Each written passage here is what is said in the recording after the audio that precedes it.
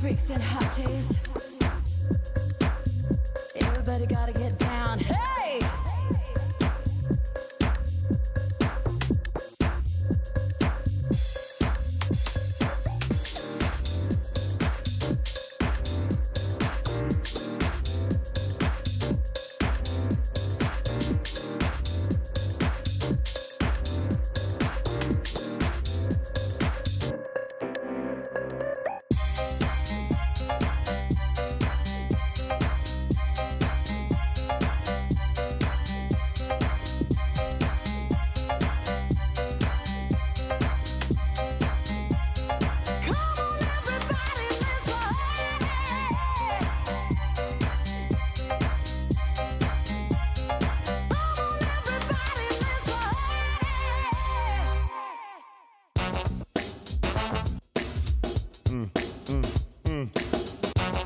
Yeah.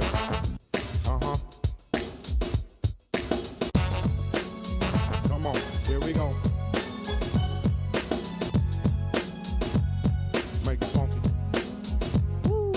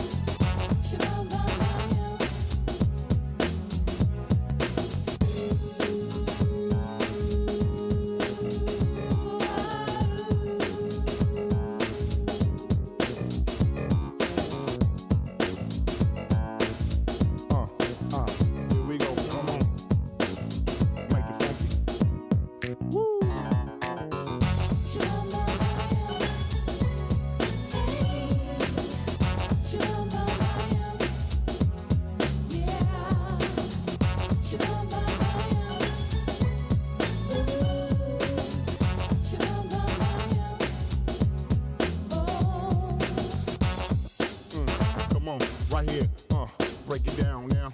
Come on.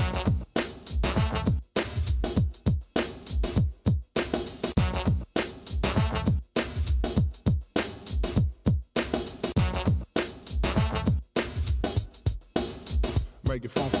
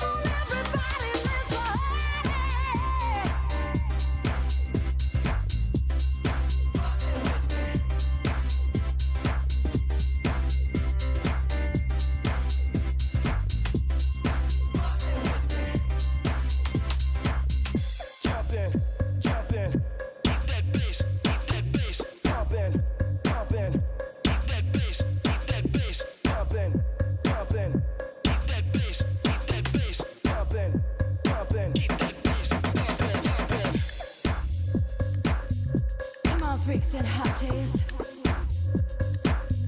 Everybody gotta get down. Hey!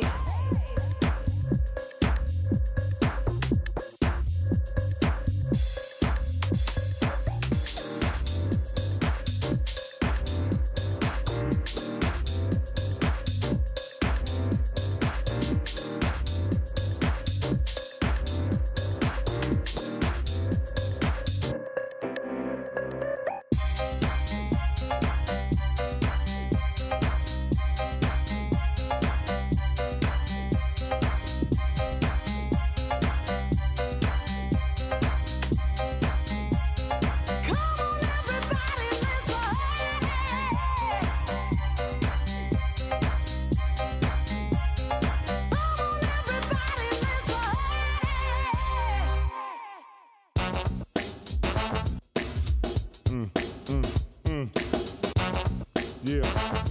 Uh-huh. Come on, here we go. Make it funky. Woo.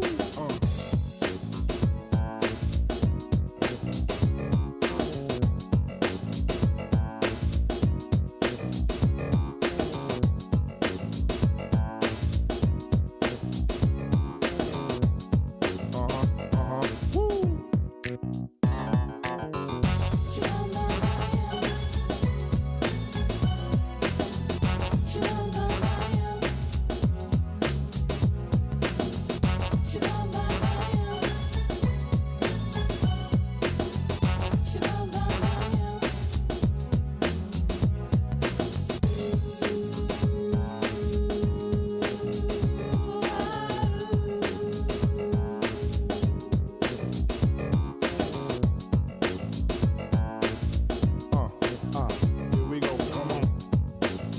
Make it funky. Woo.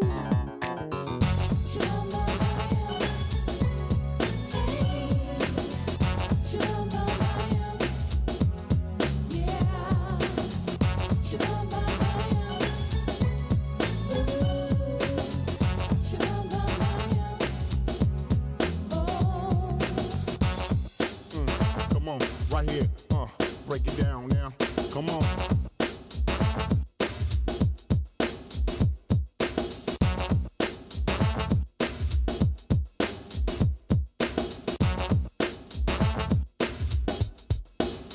Make it funky.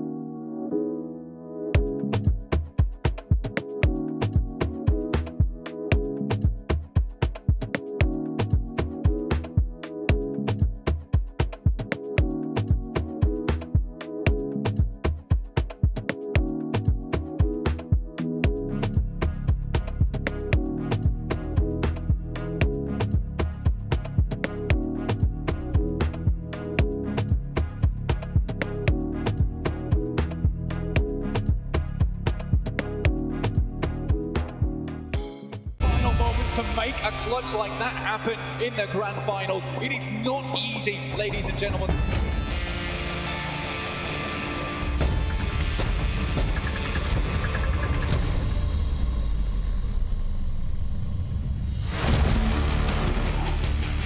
Popping their head up. Oh, look at that, the double. Can we get another one? Jumping! Here they go. They're going to send in one of their McLarens right on over with the run.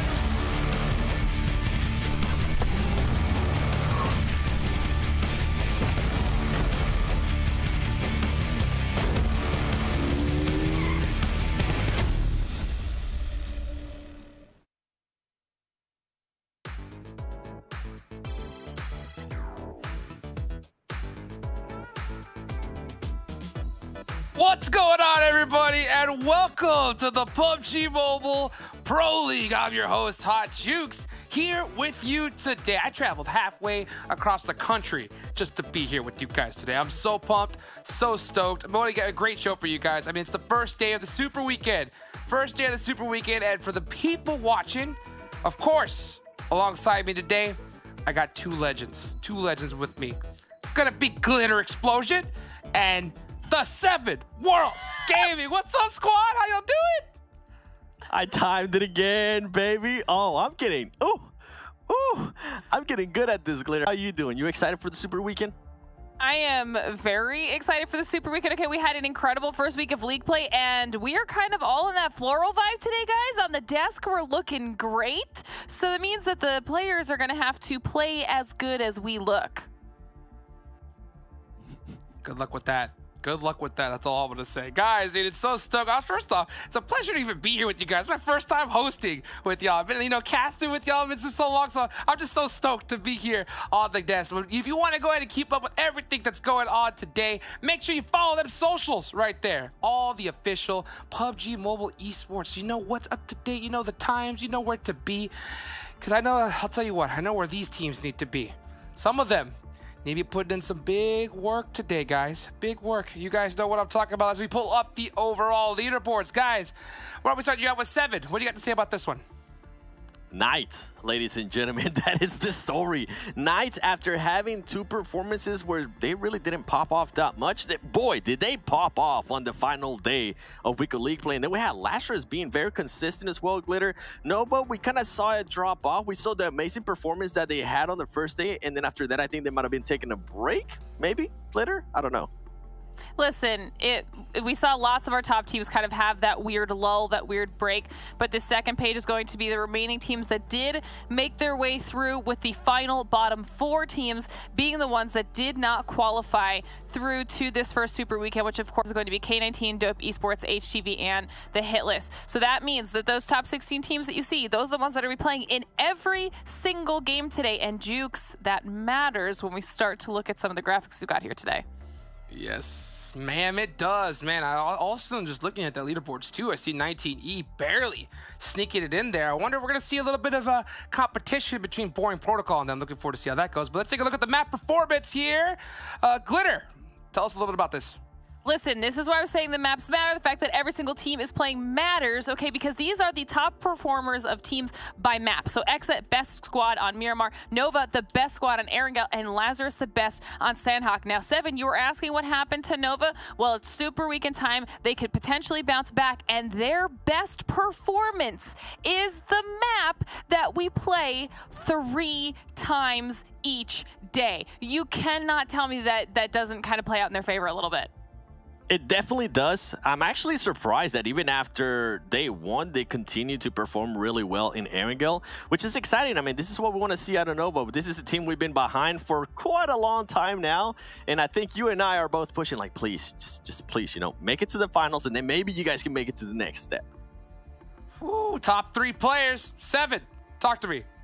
That's right. And talking about Nova, let me just hop on that train all by myself. QZ, my boy, putting out the damage. He doesn't have as much illims as Scoops and Spec, but he has been an outstanding player for Nova, and I'm looking forward to seeing how he's going to be playing this Super Weekend and what Nova's going to be doing. Don't worry, we'll actually talk more about Nova, but with Coops, we saw what Coops was able to do on that last day of week of league play, and I cannot wait to see what he's going to do. And also with Spec, he was an outstanding player for his team. Can he continue that performance? Because I feel like he was one of the main reasons why they were able to continue to perform the way they did. Put in so much work, Coops, just doing what he normally does here. Let's take a look at this head-to-head graphic between Lazarus and the Knights. Glitter, I know you got something to say about this. Yeah, I mean, obviously we had to talk about our top two teams who were just wildly consistent the entire time. And that's almost a little bit too generous because, to be fair, PK took a little bit of time to speed up, whereas Lazarus kind of took that lull on day 2. They slowed down a little bit. So the fact that they're still in such a strong position as they are just really speaks volumes to the team's performance throughout our first week of league play. And you can see just how similar they are generally across the board. To be fair, Knights have more damage and more elims, so you can see that reflected here on this radar as they are kind of on the farthest possible edge of this radar in comparison to each other, but they're still holding up well against each other, somehow the exact same amount of headshots. And what's crazier though is the fact that they, even though they're 13 eliminations apart, they're only 11 points apart overall, and that's because Lazarus was just a hair more consistent when it came to those placement points and nailing those down. And we've seen how important it is to have a really solid balance of both of those, and that's why those two teams are at the top. Gonna see that right there. I mean, it's so crazy to see these guys go at it. But when we go into the Super Weekend, we're talking about this, we're all starting out here from scratch, right? So we're gonna see which team's gonna kind of put in that work as we look at the teams to watch here for today's Super Weekend on the first day. And 7, right? Who are you looking at first? Listen, I don't even have to. All right, I don't even have to talk, my boy. I'm repping Nova. I want to see how they're going to be performing today. And ladies and gentlemen, I'm going to be talking more about Nova. Don't worry, I have a full graphic, but I'm actually surprised at some of these picks. Glitter, you're going opposite of Nova? I thought we were going to be twins this weekend. I guess not. You're going with Lazarus? Listen, I had to at least give at least one pair of eyes on Lazarus with the performance we saw the entire week of league play out of Fears. How many times was he an MVP or up in our top 3 players for the match? And they were so consistent, even with still having a slower day. So I feel good about the Lazarus pick. But I mean, I love that Dave went with HQA Jukes. You are also, you know, at a fair and solid pick. Yeah, I picked that weeks ago. You know what I'm saying? I was like, hey, you know, this is going to be a real tough one. Go with the Knights here. I mean, they got Coops, baby. They got Coops, Spec. This is a huge roster. I mean, you got to expect greatness for them. For those of you guys that may not be familiar with the Knights, I don't know what you're doing. You're about to find out something right now as you take a look at this little quick video. One of the most established teams on the North American PUBG mobile circuit have been the Knights. They established themselves as the #1 team early on when they were known as the Pittsburgh Knights by winning the PMPL Americas Season 1. Chico has been a member of this old team for the longest time, while Coops joined the team just before the start of PMPL Americas Season 1 and won the MVP award in his first tournament with the team. He repeated the feat during the North America Season 2 finals. Flank. Joey's here pinned up against the blue. Chico with the big gun. Can they find the shots? Absolutely they can. As the Knights take down Lazarus, 8 kills to their name. Tensor, who has played for names such as Tempo Storm and Ghost Gaming, is also on the team. He has a few accomplishments to his name, including winning PMPL NA Season 1 and finishing 3rd in Season 2 under the banner of Ghost Gaming.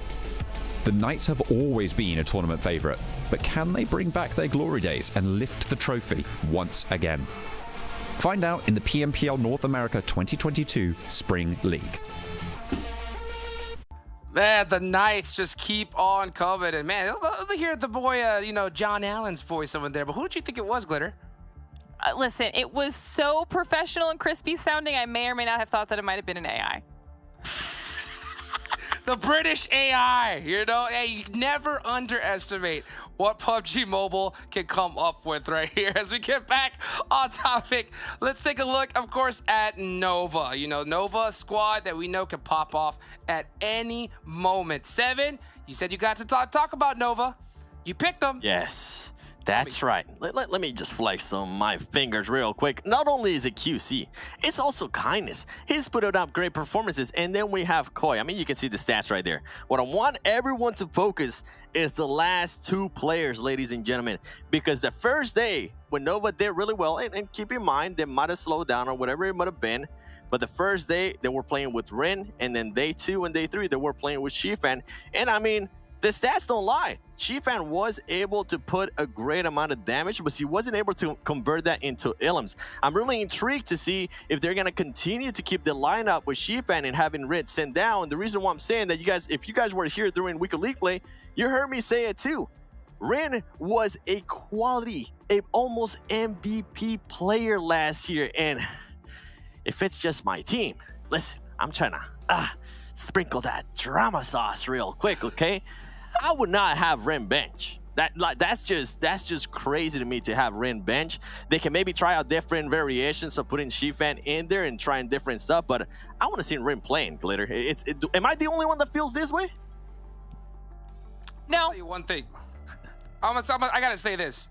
Regardless, if Shifan is benched, that is the best bench player in all of North America, right, Glitter? I mean, what do you think? 100%. I think that's what's scary too, because we kind of saw them trying out different combinations with their roster. They are just so stacked right now with their players that I think it's almost hard to pick their top 4. By the way, I don't want Shifan to be benched. I want them to keep on trying out different strategies. Exactly. Maybe they have been for the past months. I just want to see Rin play, okay? Exactly. I mean, that's what's so crazy. They have such a stacked roster. I can only imagine what's going through their minds trying to figure out everything going on. So we can pull up this next graphic that we got coming up right here. Let's take a look at it right now. This beautiful little video.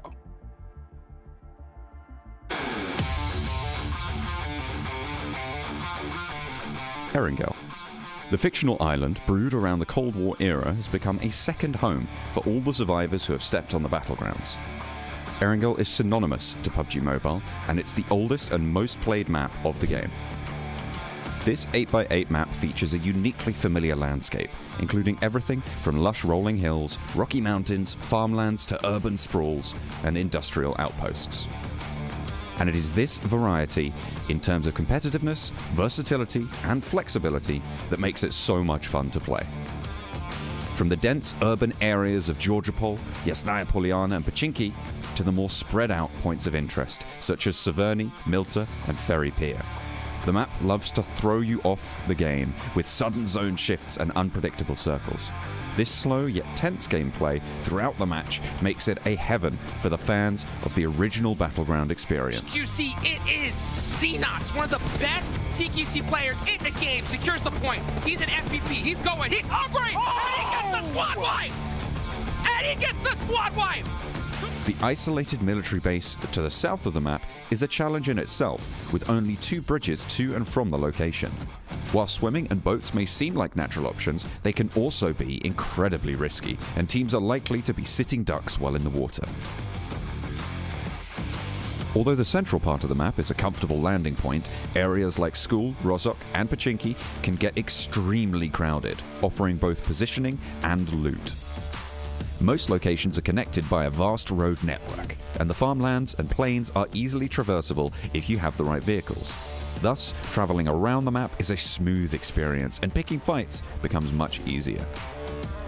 With lots of cover for players to use, mid-range fights and urban warfare is quite common. Slamming into enemy compounds using vehicles is the bread and butter of competitive gameplay. Erangel also supports a diverse set of buildings, and the correct parkour skills can be used to outsmart and outmaneuver the enemies. In simple words, mastering Erangel is mastering PUBG Mobile in itself, because this map offers the best of all worlds. Whew, that gave me goosebumps right there. I love how I just said it. Mastering Erangel, mastering PUBG Mobile, my favorite map out there. And of course, Nova, right? The best performing team on that map. Kind of going back to what we're talking about, guys. When it comes to Nova, you know, the fact that they have the ability to have just such a deep roster, I kind of want to get both of y'all's opinion on if that is the strategy you think they should focus on. Should they go for that deadly 5-man, or should they just find their solid 4 and continue with that? Why don't we start with you, Seven? I like it, and this is why I want them to try out different stuff, because you don't want to have a player of the likes of Rin bench for too long, because it just might create a weird thing. Maybe not. You know, I'm just speaking out of what I've seen before with teams in NA. It might just create a weird vibe between the team if they keep trying out different stuff. We have seen great teams in the past perform really well with that sub player. I can think of Alpha 7. I can think of a bunch of more players, right, that have that backup.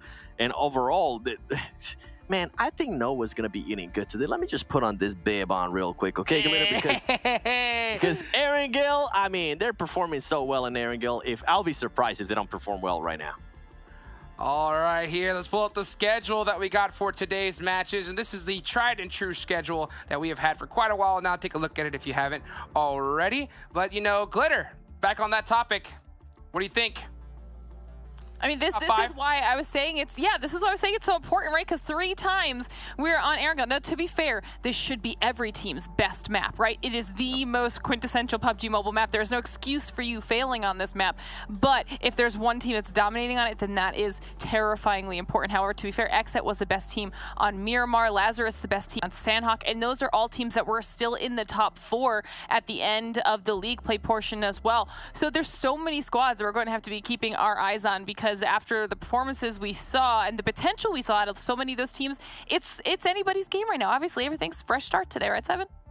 And I mean, Borean Protocol, we got to talk about that team. Exactly. They had flashes of greatness too. And then even though 19 Esports barely made it to Super Weekend, I feel like if this team can narrow it down, we saw what they were able to do to Knights, if I'm not mistaken. I mean, Alucard wanted that revenge, and he got it. And I'm pretty sure, listen, players got an ego. When you're a competitive person, you're definitely going to have an ego. So I'm looking forward to 19 Esports hopefully pushing up that leaderboard. I'm looking forward to, but we got to see it happen. Today's a huge day because it's the Super Weekend after all. We'll see who's going to get this first chicken dinner coming up. Thank you so much, Glitter and Seven, for that wonderful death segment, as we're going to be moving on over to our casters for today. Let's get this match started. I'm pumped up. Introducing Zute and Necro. What's up, guys? How y'all doing? I'm doing great. Thank you, Jukes. That was a wonderful death segment. I think we set up the Super Weekend quite well with all the breakdowns and analysis, of course. Big teams like Nova and the Knights coming in. Which team in particular are you excited for, Necro, to see in this Super Weekend? I mean, of course it's going to be Knights. I've been talking about them since a long time. And I mean, a lot of people started judging Knights at the start, saying that maybe the performance was kind of dropping off, but then later on in the end, you know, it seemed like they sort of started getting the grip back up on the game. Now I feel like Super Weekend is where we can start judging teams way much more critically. Yeah, it is a Super Weekend. Now these points add up after each Super Weekend, right? We got a few Super Weekends. The points will tally up together, and the top 16 overall from all the Super Weekends will make it into the final. So this is what we mean by the league play is the league play. You know, you just need to make top 16. But Super Weekend, you want to get every single point possible, because this is also, you know, where the money's at too. So you pick the Knights. I personally still got to go with TC for this Super Weekend. They didn't let me down. They made it into the Super Weekend. That's all I asked for them. So since they made it, well, I got to go with them again to see what they can do. And, well, we do have the first match coming up very soon. We will be starting off on Erangel, like the death segment said. Mastering Erangel is essentially mastering PUBG Mobile. I really like the way they put that. True. Exactly. I mean, the OG map, the classic map out there, if you're going to be mastering this map, then pretty much you are going to be mastering PUBG Mobile in general. But another thing I feel like Desk was talking about a lot was Nova. Now, having that 5-man roster coming in, every single player is a good player without a doubt. Now, it has its pros and cons in itself. If you're going to be rotating things quite a lot, sometimes there might be a little communication issues. But what do you think, Zute? Personally, I'm gonna say it straight. The stats don't lie. All right, I love my boy Shifan, but the numbers are simply not there. True. And he is the end game leader when he's playing. Yes. So sometimes the end game leader, he's in charge of more than just himself, which might hinder their performance. We see this in multiple game titles where the end game leader's performance sometimes, you know, lacks a little bit behind the rest. However, we saw the numbers that they put out on day one. when Chiffon was not in-game leading. I'm not sure which player was in-game leading at that point in time, with Chiffon not there, but they absolutely crushed it day one. And sure, we could say it's a league play thing, they're just warming up. But we saw something similar last year, where Chiffon's performance was okay. It was better than it was this league week, don't get me wrong. He did way better last year. But it was still, that question mark was still there. And now coming into a new year, he's got new teammates. I want to see him really step it up. And if not, then, I mean, it's a competition, Egan. You got to put the best team forward. Yeah, look at the circle, too. It's quite a tricky one here, Zute. Something that not a lot of teams would have expected. But yeah, getting back to the Nova topic now, having a 5-man roster can also bring in a lot of anonymous factor about your team, right? It's going to be a little tough for the enemy team to try and judge how the team's going to be playing because, of course, if you're going to be having those players rotating in all the time. So you never know whenever a player rotates in, what kind of strategy is going to be played on the board. That's true, but I think overall the strategy should remain the same. You don't want to change too much. Like switching a player in and out, yeah, that will change some things, but the overall strategy, in my opinion, should stay the same. And speaking of the circle in Nova, I'm going to just go out on a limb here. This circle in particular should be one that Nova does decently well in. I'm imagining at least a top 5 finish simply because of the fact that they have a good priority over some key central locations, and with their split drop that they usually do to the west of farm, they can loot very quickly and get that first rotation in extremely fast. That is true. Another one of those teams, Boring Protocol. Now, I mean, they have been doing pretty decent, not really that well, but they have been showing a lot of signs of greatness, and I feel like Boring Protocol has to be one of those teams that has probably been hiding a lot of things till Super Weekend. As I said, today is the day where we can start judging teams a little bit more critical, and Zute, I'm pretty sure you're going to be doing that. Oh, 1,000%. No hold bars here. It's Super Weekend. I know it's the first game, but hey, you guys been playing for 3 days already. So everyone should be warmed up and ready to go. Not to mention the countless of scrim matches that they do outside of this tournament, right? Taking a look at the school area, we got The Chosen, team I picked. To be honest with you, Necro, if they could finish anywhere in the top 8, I'll be happy. Because this Chosen team, they're, in comparison to some of the other heavy big hitters, they're a bit more on the inexperienced side. And if I'm not wrong, I think this is the first time we've seen The Chosen on the PMPL stage itself. So if they get top 8, I'm happy with that. You know, like, I'm very critical, but I'm also realistic. Teams take time to improve and get that synergy going, Necro. Oh, that is true for sure, because I saw this team playing in qualifiers, and the way these guys are playing, they're completely dominating that field right there in the qualifier. Makes a lot of sense, though. I mean, there were a lot of rookie teams in the qualifiers as well, but The Chosen, the way they were playing overall, I just felt like it was one of those teams that really felt coordinated, right? In qualifiers, I saw a lot of things where a lot of teams weren't really utilizing the utilities. They were not using the nades and stuff, but Team Chosen was one of those teams that were actually using their utilities on mark. There were some times they were making those rookie mistakes. They could have tried to use smokes in some certain scenarios, but I feel like over the time they've grown up quite a lot. Yeah, but now we're in the PMPL, right, where every team utilizes utility to a high level. So there's a new benchmark, there's a new bar to be met. And that bar is currently set by the Knights team that you see on the screen. Oh, yeah. Sure, day 1, day 2, they were a little bit more quiet, but day 3, they really popped off. If you guys didn't get a chance to see the Knights play on day 3, well, don't worry, because this is a Super Weekend, and as Necro is saying, the Knights should be doing their day 3 performance all 3 days in the Super Weekend, because every single point matters. So we're about almost 6 minutes into the match. I'm already seeing some rotations out on the minimap. We actually have 3 teams really close to each other right here. 4 Bros, HQA, and Nova's also rotating by very closely. Oh, look at HQA. Another one of those teams that have been doing really good, at least in league play so far, but I want to see how they're going to be playing in the Super Weekends, but because Super Weekends is pretty much like a new way, a new pace, and I want to see how HQA is going to be adapting to that overall. Before now, HQA, they did spot out a couple of teams in the front. Four Bros was one of those teams that was traversing across. Nova is there too. Before now, it seems like Nova is not one of those teams that want any early smoke. No, it looks like teams are just setting up their positioning, but TC, the Chosen, the team I picked, getting very close to HQA. They might have spotted out some vehicles. I do imagine they're going for this hillside, but they don't know HQA is here yet. TC's got to be a little bit careful. Gajia might be running into a trap. You can see the team setting up at the compounds, and Gajia is just doing some additional scouting. I think he might have spotted some enemies as he is pulling back to the compounds. Doing really good. Another one of those teams, dude. Team Panthers now.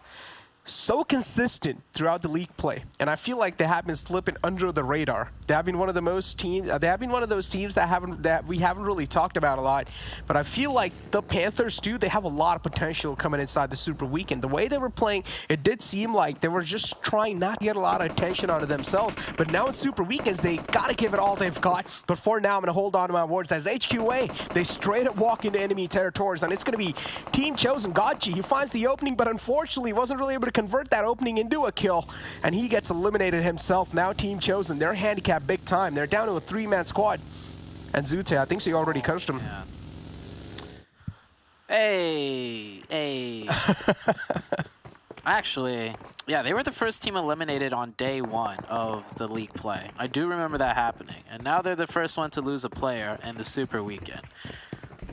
My caster curse is something else, but yeah, I think that player definitely got a little bit too greedy for that confirmation.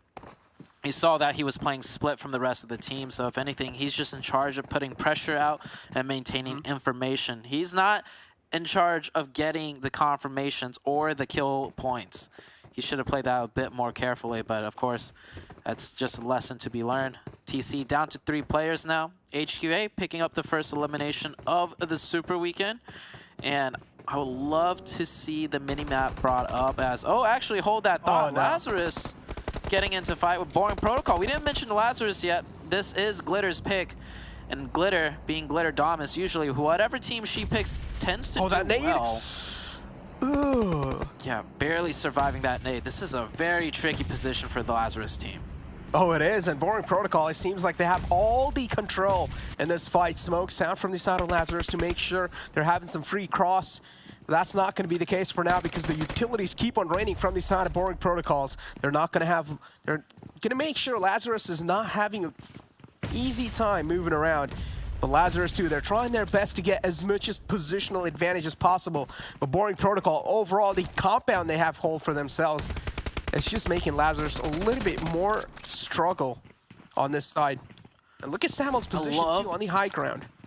Yeah, I love the way both teams are playing this. They're both staying spaced out. No one's, running up to Hiseki for the revive. They're spacing out, maintaining control, maintaining pressure, and allowing Hiseki to crawl to a safer location while not giving up any positional defense. So that does get them to be able to reset, but now Boring Protocol is deciding to go a little bit aggressive, and I think it's a little bit too late. They already allowed the reset. Oh, no. Boring Protocol, Fierce. Fierce is the star player out of the Lazarus team, and you see why. Getting 2 down, back-to-back. Harch getting slapped down, and just like that, Boring Protocol down to Acer, down to 1 man, and Issa Jat with a nice 1v1. Lazarus, that was beautifully done. I love the patience, the fact that they stayed split up when Kiseki was down, and they did not falter, they did not panic. And if anything, it was Boring Protocol that should have made the move, but they couldn't get any openings with the grenades, and then they went for the hard push, and well, Lazarus read them like a book. Yeah, I just feel like they got a little too impatient right there. Look at this, 19 Esports.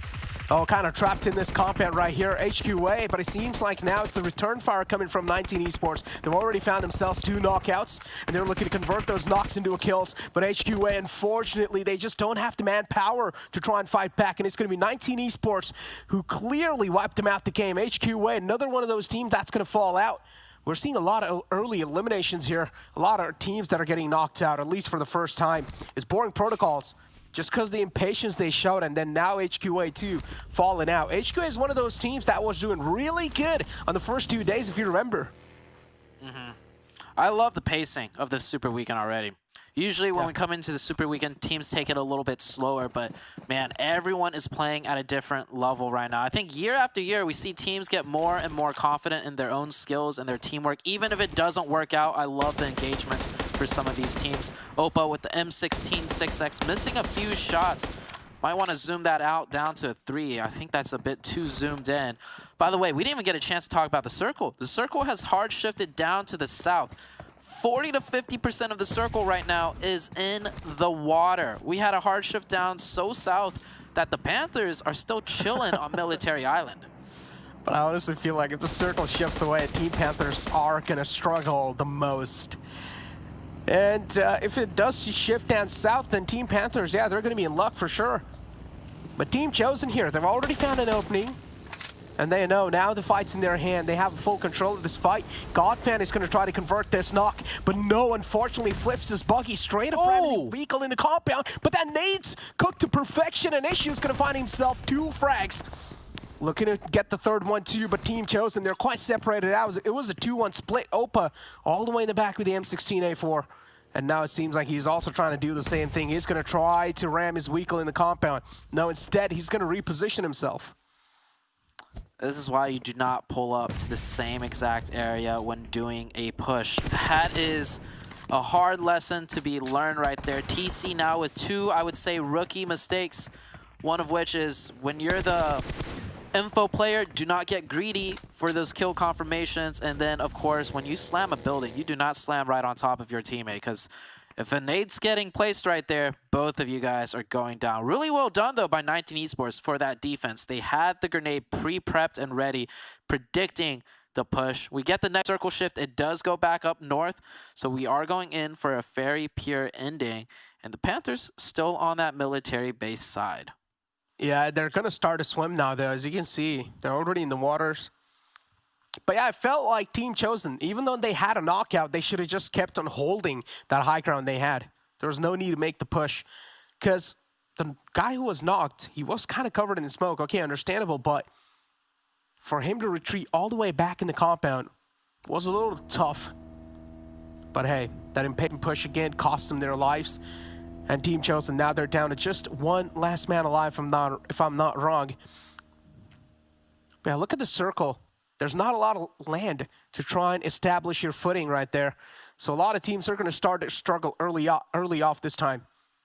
Oh, the Chosen get eliminated. The Chosen getting taken out. Yeah, Lazarus went for one of the bunker positions right next to the beach side, basically center zone.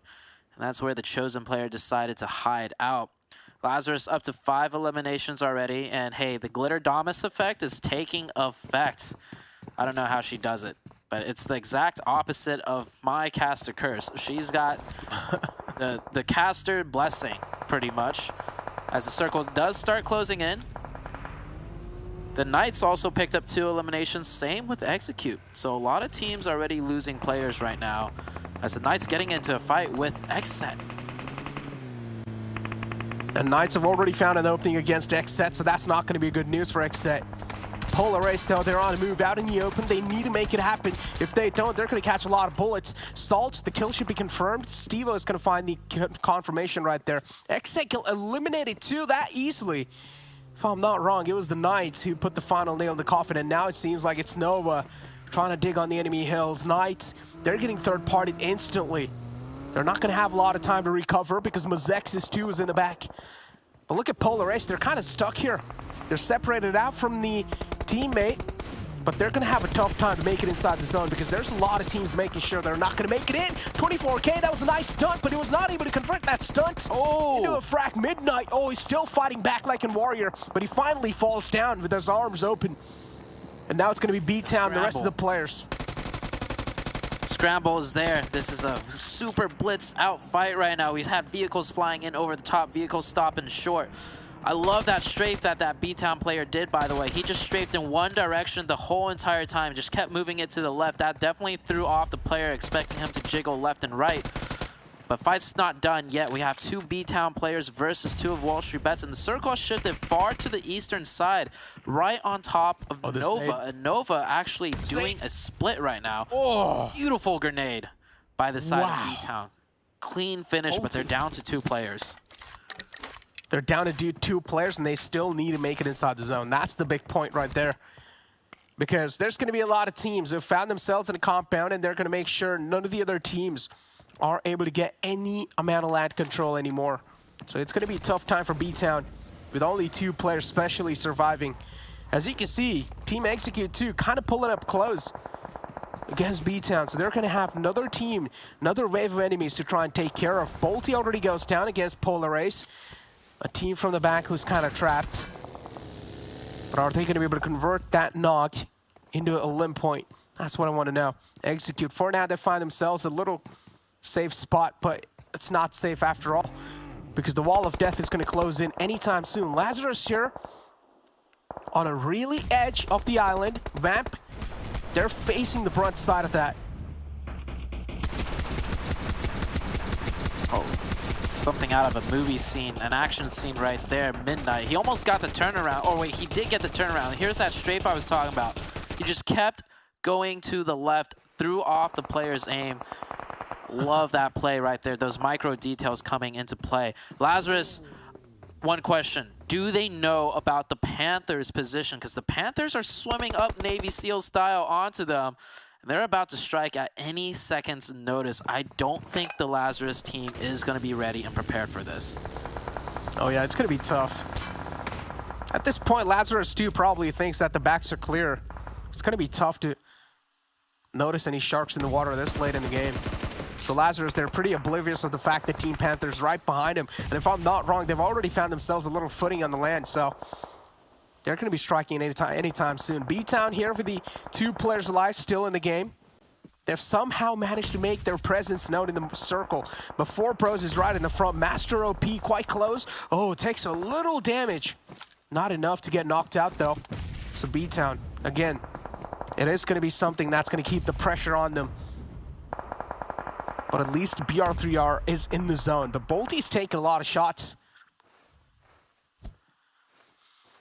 BTOWN and 19 Esports both down to 2 players, but they managed to pick up 6 elimination points already. I think in a crazy, hectic zone like this, that's the way to go. If you're going to have to take fights and lose players, pick up those points. By the way, the Lazarus fight has started between the Panthers. The Panthers strike first and knock 1 player of the Lazarus. That player, which is Kiseki, will not be able to get revived. You see, he's a little bit further split from the rest of his team. So now it's going to be a 4v3 situation as we head into the next circle shift. Nova maintaining a huge split, basically controlling the city of Fairy Pier. I mean, Panthers already strike down a player of Lazarus, and they probably convert it into a limb point too. So Panthers' position now known. Lazarus down to a 3-man squad. Panthers having all 4 players alive. Circle shifting onto Nova and Knights. Mezexis too, barely making it in on the edge of the zone. Same thing goes with Knights too. Knights, keep this in mind. 1 player got taken out by Nova, so now they're down to just a 3-man squad. But it doesn't matter. We've seen Knights, how they play, even if they have only 2 players alive. Sometimes a duo is more than enough to take care of the lobby. And look at BTOWN, the way they're playing. A nice distraction with the vehicle. Yeah. And BR3R moves in forward and confirms that kill.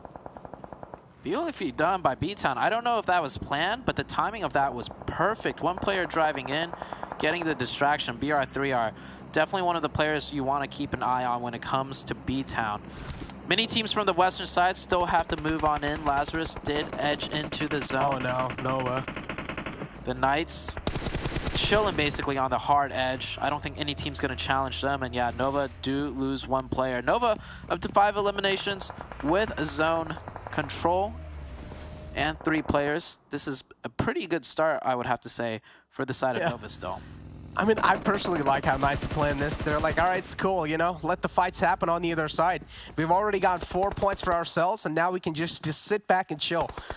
And as soon as the circle closes, that's where we might just start striking teams down. Before now, Knights, they're just chilling on the edge of the zone. They're making sure these teams are duking it out. They're killing each other up. Before bros, oh, this nade right here. With the nade. Yeah, is this going to be getting the confirmation? No, a little too overshoot right there. But this one should just do it. Barely. Yeah, he's trying to get the nades in. Not connecting though. Yep. There goes out 4 bros. Execute. One of the teams that really struggled on day 1 of the league. They were in the bottom half, or not even the bottom half. They were not even in the top 16 after day 1. So they definitely had to fight their way and claw their way back up into the top 16. And now, very first match of the day for the Super Weekend. They're doing okay. BTOWN. BR3R, man, this man just does not stop causing trouble for so many of these teams. He's already knocked for 80. I don't think he could do much more, though, as Mezexis actually takes him down from across the ways. Gotta give props to that man, though. Even though he was the only player alive, the confidence was not shaken, even for a bit. BR3R, a phenomenal play from that man right there. Keeping BTOWN's hopes and dreams alive. Decent amount of points racked up for BTOWN, too, so it's not going to be something they're going to be sad about. 8 points in total they've racked up for themselves. 7 teams alive in the game. Mezexis do having the high ground, having a really great position overall against Team Panther. Moso gets knocked out by the zone, but the rest should be there without any trouble. Panthers now, they're trying to make it inside the next circle because they're still being edge kept by Lazarus right in the front. Joey's position spotted. Oh, not just that, because Poppy is inside this little warehouse, making sure his position's not being compromised just yet. Lazarus has the close edge of zone. The Panthers are going to be looking to take a fight with Lazarus. 4v3, the fight continues. Started all the way from the dock side of Ferry Pier, and now we're heading into the city where they will meet once again. Execute and Nova also getting into a locked fight. Nova with the zone exit, having to move in. Oh my god. And Kaiseki's position, yeah. He's definitely the trump card, the ace in the hole. But it doesn't even matter. Frady gets taken down by Joey. Joey eats that grenade, barely surviving it. That is huge. Fierce popping through the doorway. That was a little close, and Kaseki makes his appearance known. His location is known, but he didn't get a knock for it, and he will go down. Kaseki kind of dropping the ball there, I would have to say. And that's the opening that the Panther needs. Oh, but that was a great Molotov right there, making sure he's forcing him out of his comfort spot. And now those stairs are not being utilized anymore because the Molotov bought enough amount of time to make sure Lazarus, they're able to get back to safety. Another Molotov flowed through. They're trying to find any kind of opening right there. Look at Fierce. This man's popping off from the side of Lazarus. All 3 players up. They're able to get the reset up too. Freddy is knocked out quite close near the shack. Now Lazarus, they're starting to split up. They're trying to get as much control as possible. But Team Panthers, unfortunately, only man alive. And there's a lot of players to take care of. I absolutely love what Lazarus did there. They took the initiative to take the fight to the Panthers. They could have sat still and waited for the Panthers to come to them because they had zone priority, but the Panthers would have got the resets on the players. So the Lazarus team looking very good when it comes to their fundamentals and understanding of their opportunities in the match and when to take them. Execute down to 1. They could not take that fight with Nova, as Nova did end up eliminating the 2 Execute players. Knights still with 3. They've been pretty quiet, but yeah. Quiet still equals 5 elimination points for them already. So they're just waiting for this next circle shift to see what they have to do next. Yeah, they're just letting these teams duke it out for them, pretty much. Main goal here is the placement points, and that's what Knights is going for. They already have decent amount of elim points, 5 of them. Look at Lazarus, though, 10 points racked up in this game. The most amount of points for any of the teams right here. Mezexis, though, having the prime positioning. Not anymore as the circle shifts away. And now Nova are going to be graced with the circle. Ooh, Nova gets a very good circle. There's enough spacing around the zone for teams to just edge up close to Nova and fight one another. Nova could kind of turtle in here. Kindness, here's Yang, but he jumps a little bit too high, and Chico hits him in from the side. The Knights, I don't think they're going to commit to a full push off that knock, though, because they have a decent position in the zone. Knights will finish out the Execute player. Nova gets a chance to reset here, but that might cause Mezexis from outside of the zone to take advantage of this fight. Dude, look at that one single knockout. Bought so much time for Knights to get the control. And now Knights, they're just all over the place like Liquid. Another knock found. Actually, it's just the man who was knocked out. So unfortunately, Kindness, he goes down again. And now Nova, That was a friendly grenade from Nova. I think was that was Boy knocking out. Oh my God, okay, that's definitely the push. That's it is literally a for throw. the Nova team. Yeah, it's a throw. It's a throw right there. Knights, they've just been gifted this compound for free. 2 of the players up top. And Knights somewhere down line, they know exactly what's going on. Look at the spread the Knights have. Now they have the controlling position right here. The Knights, they're going to try to convert this controlling position into a victory or into a chicken dinner. The entire floor is lava up top. Koi, he's so down low. 3 players are going to flood in up top, and it's going to be really tough for this final man left alive. And there we go. That's going to be it for Nova, getting eliminated. And that's just a gift right from Nova to Knights. Yeah, Nova, I don't know what happened there, but the Knights aren't stopping.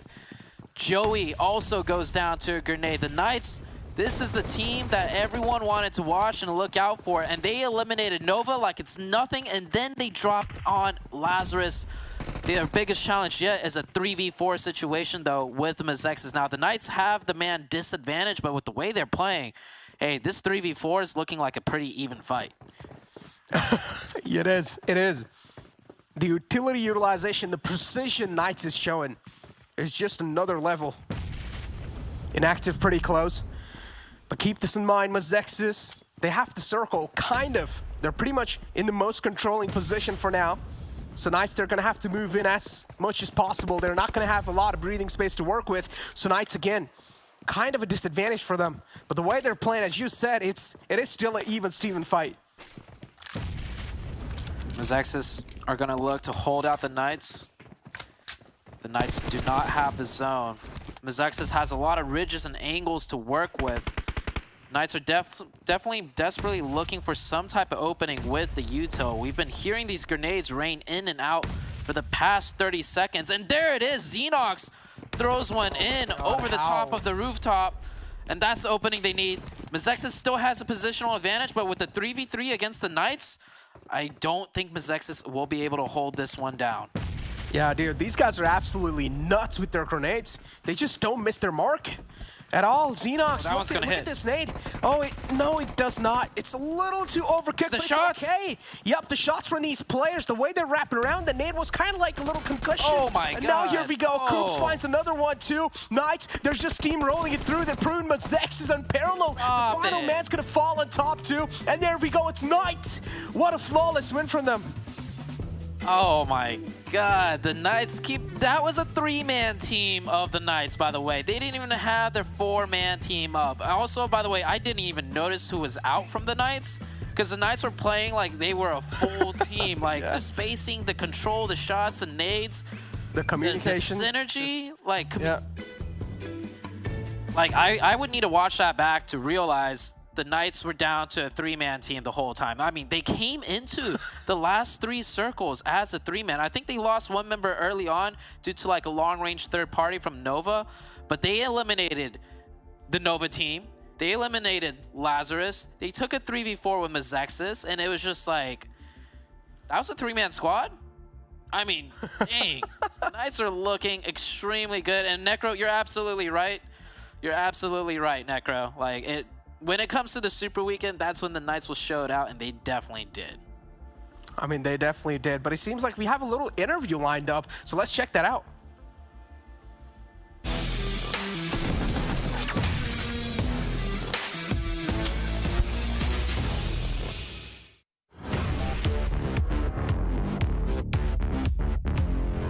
You know, what are your expectations for your team going into this PMPL? I know this is your first one, right? So where are you really expecting to be at the end of all this? Actually, it's going to be the first one, but we've been waiting for too long, as I was saying before. And we are working really hard to make it to Americas and then to the PMGC. We're doing the best that we can do to get on the top. To break and get on the top. Represent our country. It's going to be the first time that a Dominican team play in the PMPL. Wow. That's the reason why we are so excited. Whew, a lot of weight on your back, representing yourselves, your country, your people. You know, that's really good to hear. I mean, honestly, this is like literally a Cinderella story, right? I'll get to some more in-depth questions here in a little bit. Let's run through these though. It says here, you know, what is your ultimate goal and ambition, right? What is the like pure inactive, like top tier, wherever you want to be? What's the dream? The dream, as a team, our dream is make it to a PMGC Grand Finals, travel together, live those experiences together as a team. Those have been our goals since we started playing together, and we are working hard to get it, to make it through. Great to hear, man. Next question, right? So I know you're talking about that you've been working hard and doing all that, you know, coming up to this, and it sounds tremendous. My question is, you know, what preparations have you done to get here? You know, like anything in particular? How many hours a day you're putting in, scrims, stuff like that? All right, so in scrims, we'll start playing at 5 p.m.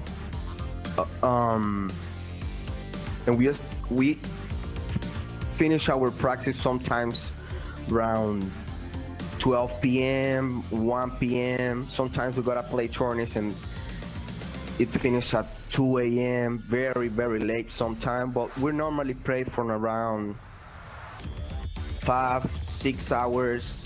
Sometimes we practice more than it. Oof, man, you be operating on the gamer hours, right? That's what I'm talking about. That's how you do it. Okay, so what is your number one tip for beginners, right? Because I mean, it sounds like, I mean, you started literally right from the beginning. You said over a year ago, and now you're here in PMPL, right? What's your number one tip for people looking to be like in your shoes? Okay, so there will be two tips that I will put as a number one tip. That will be, you gotta have a goal, and then work for it to make it through, and don't give up. Just like that. Work hard until you make it.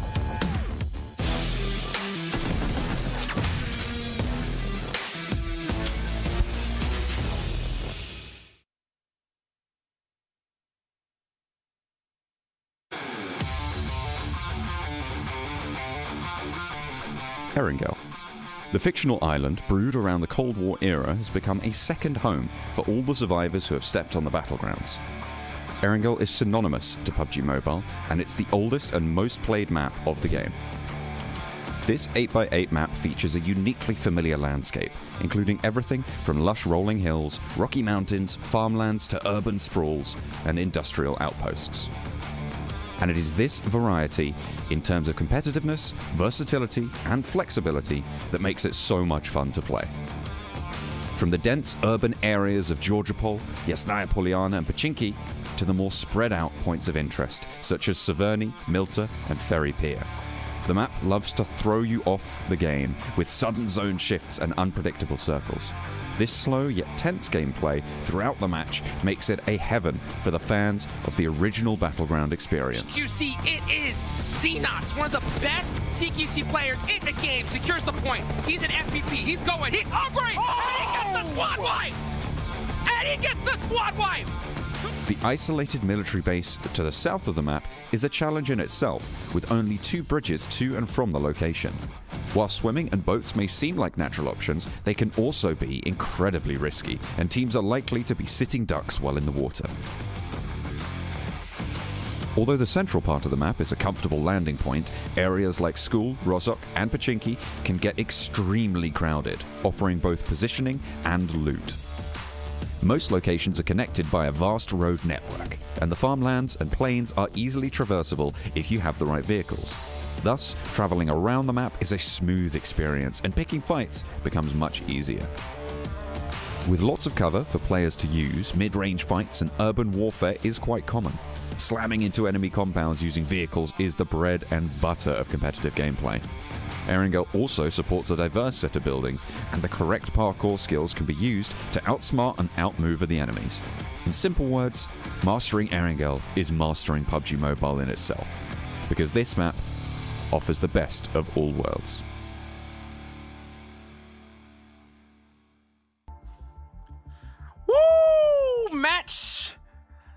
number 1 has been completed. What a day. That's how you start the super weekend off, baby. By the way, of course, gotta give a huge thank you to our sponsor, Monster Energy, our official energy drink sponsor. When I don't think you could ask for a better match. I mean, you got 7 chugging it down. Look at that can. Look at that. Beautifully modeled there, 7. Beautifully modeled. Watermelon. Just like the way I beautifully picked who was gonna win the first match today. Did you? Okay. I did. Okay. Yeah. The Knights, baby, as we took out this match ranking 7. Tell me how amazing I am. You know what? I'll give it to you, okay? I'll give it to you. It was pretty amazing. And you know who else was amazing? Knights, because we thought it was going to be Mezexis, and then all of a sudden we're like, hold up, Glitter. Who was the player that was still alive from Knights? Coops! That's right. As soon as we saw Coops, CNI still being alive, we're like, oh, okay, maybe it's not going to be Mezexis. Overall, though, I mean, Mezexis being able to put up a great performance in regards to placement points. They only ended up with 2 points, and then we go here towards the second page. Some huge surprises, Glitter. We got Boring Protocol, which was a team that I was trying to hype up, and then we got XSET too. What? Yeah, I mean, even HQA down there, definitely not the performances that we were expecting out of those 3 teams.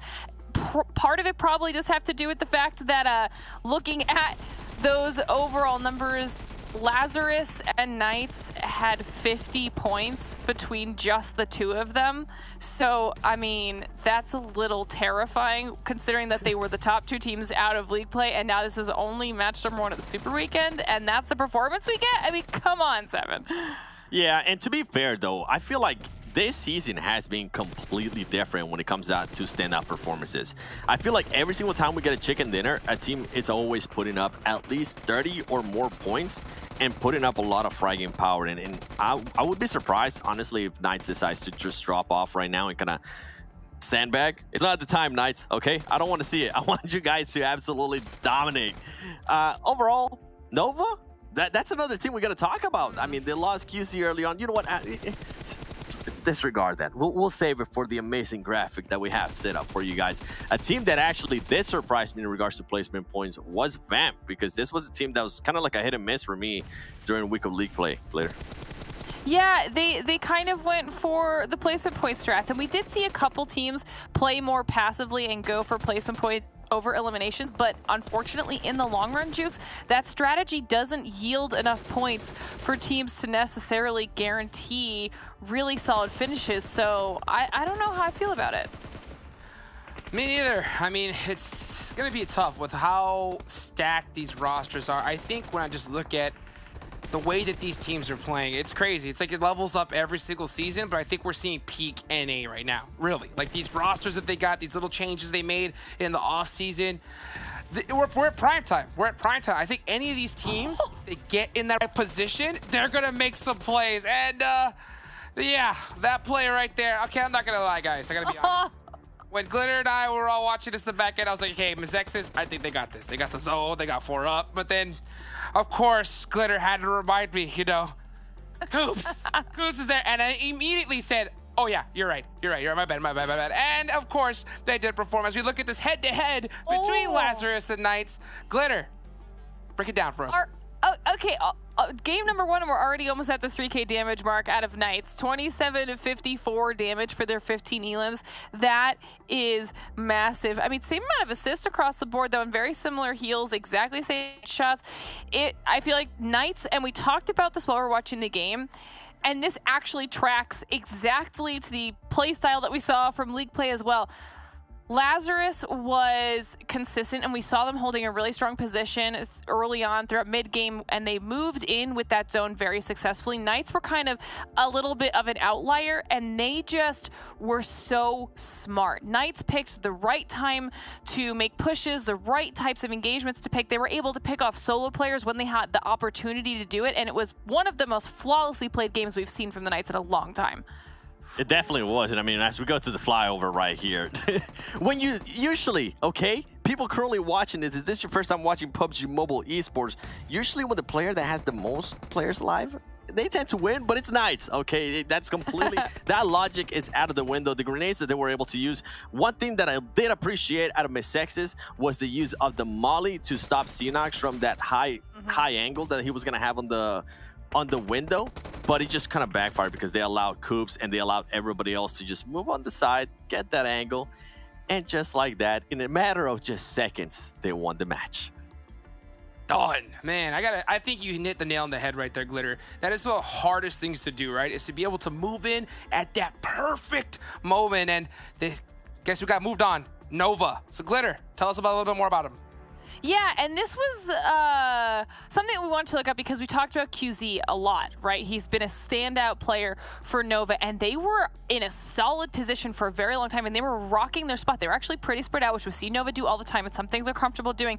But look at the numbers coming out of Koi and QZ. Now, Koi is another new player to this squad, and we've been kind of tracking all of them, Kindness, QZ, Koi, because they're names that we're getting to see for the first time here, and QZ is somebody that we're constantly seeing popping up. I think the question, Seven, is he such an impactful player that when he goes out early, that's when Nova starts to struggle?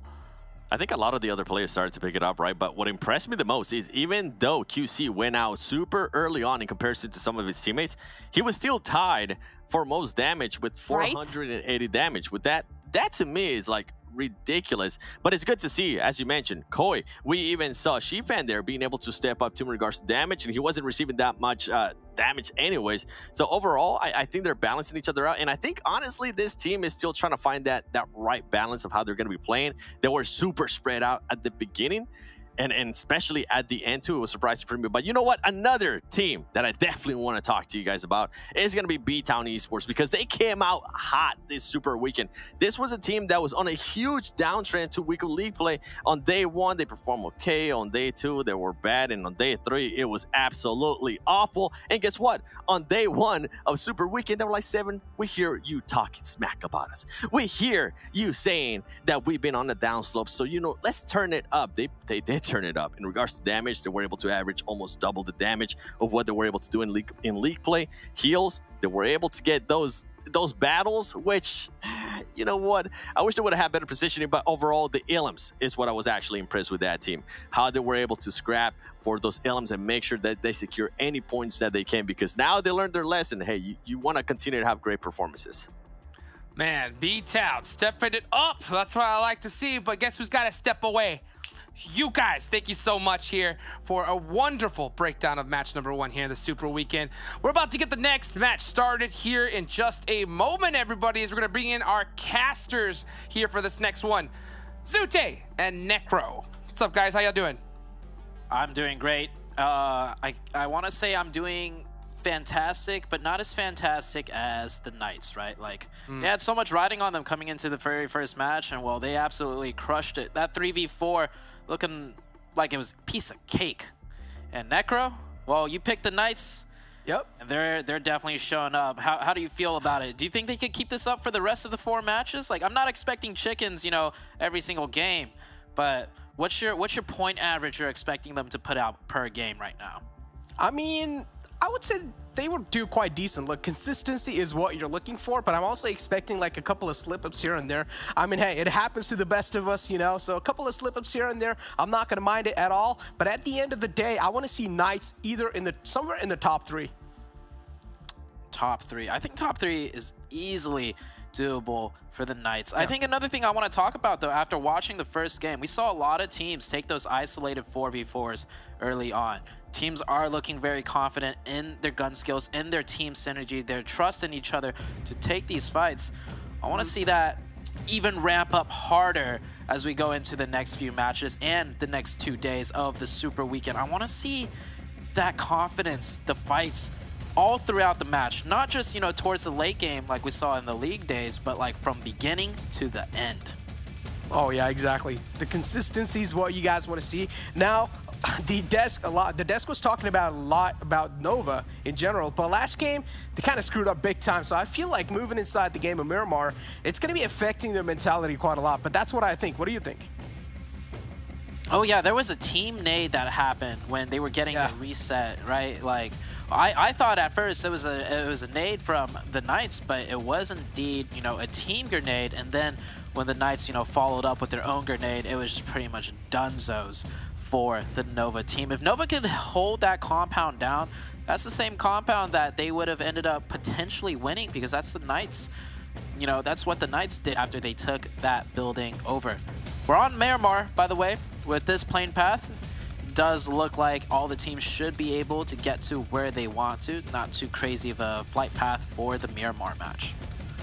Exactly. I mean, pretty much flight path kind of tilted towards the left side, but the teams that do want to go to extreme right towards Impala, they're going to have a little tough time, but it's okay.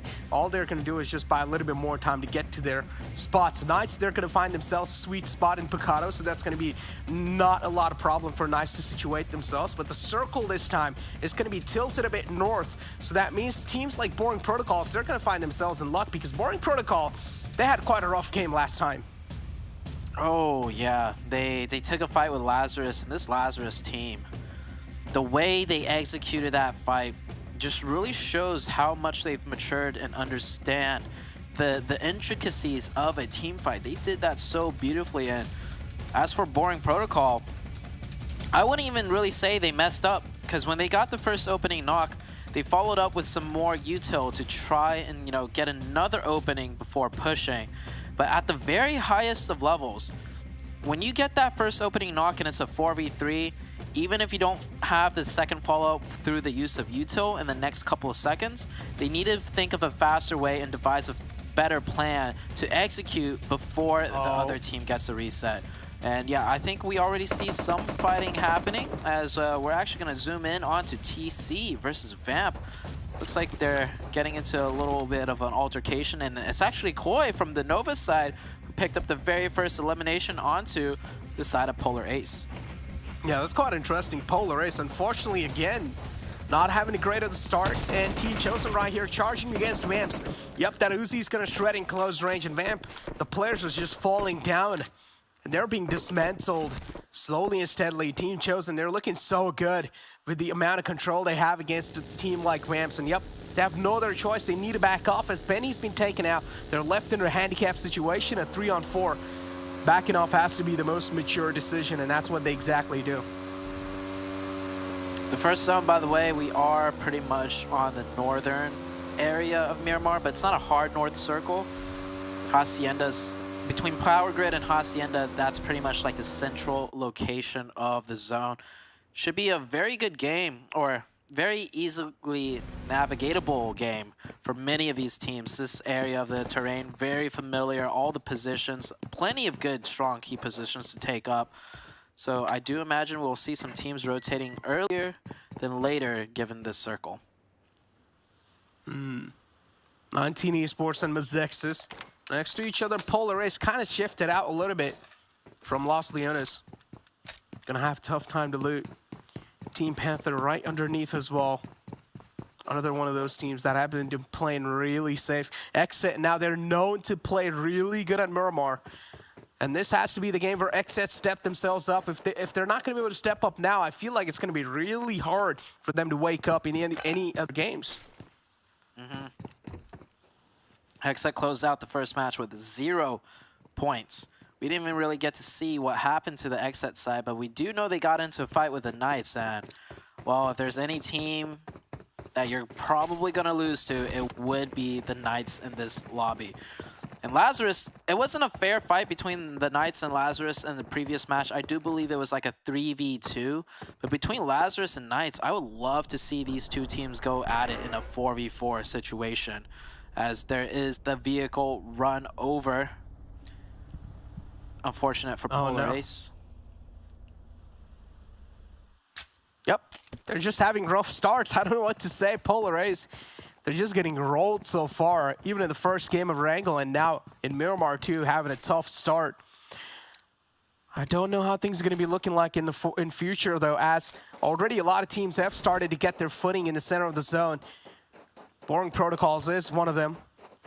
We do see a little separation from the side of Boring Protocol, but they're also trying to make a move. They're trying to find themselves a sweet spot, which they can call it's a home, at least for now. Knights too in the back. Knights, they don't really have to move a lot. all these teams now, they're pretty much just waiting for the next circle shift to find out how things are going to be looking like in the next one. Lazarus, as you said, one of those teams in the El Pozo, pretty much big chillin'. See, XSET did make a fast rotation from Monte Nuevo. They used that road, cutting straight down the middle map, getting a very central location. They should be aware of TC's position, though, because TC likes to play this split quite often, so we might see a fight between XSET and TC. However, XSET looks like they're kind of driving into a potential trap and trapping themselves in. We're looking at a fight between Boring Protocol and HQA currently, though, as this one might be shaping up to commence. But I think the TC, and yeah, there we go. Yeah, it's actually TC and XSET that get into the fight first on that kill feed, and that is a confirmation onto the side of XSET. XSET, I think this is just them not doing their homework. In a zone like this, we have seen TC play on these hilltops over and over and over again. And for XSET to lose a player the way they did, just goes to show the homework wasn't done. But Opa also dropping the ball. We're just running over in the open. Both of these teams just making mistakes left and right. Yeah.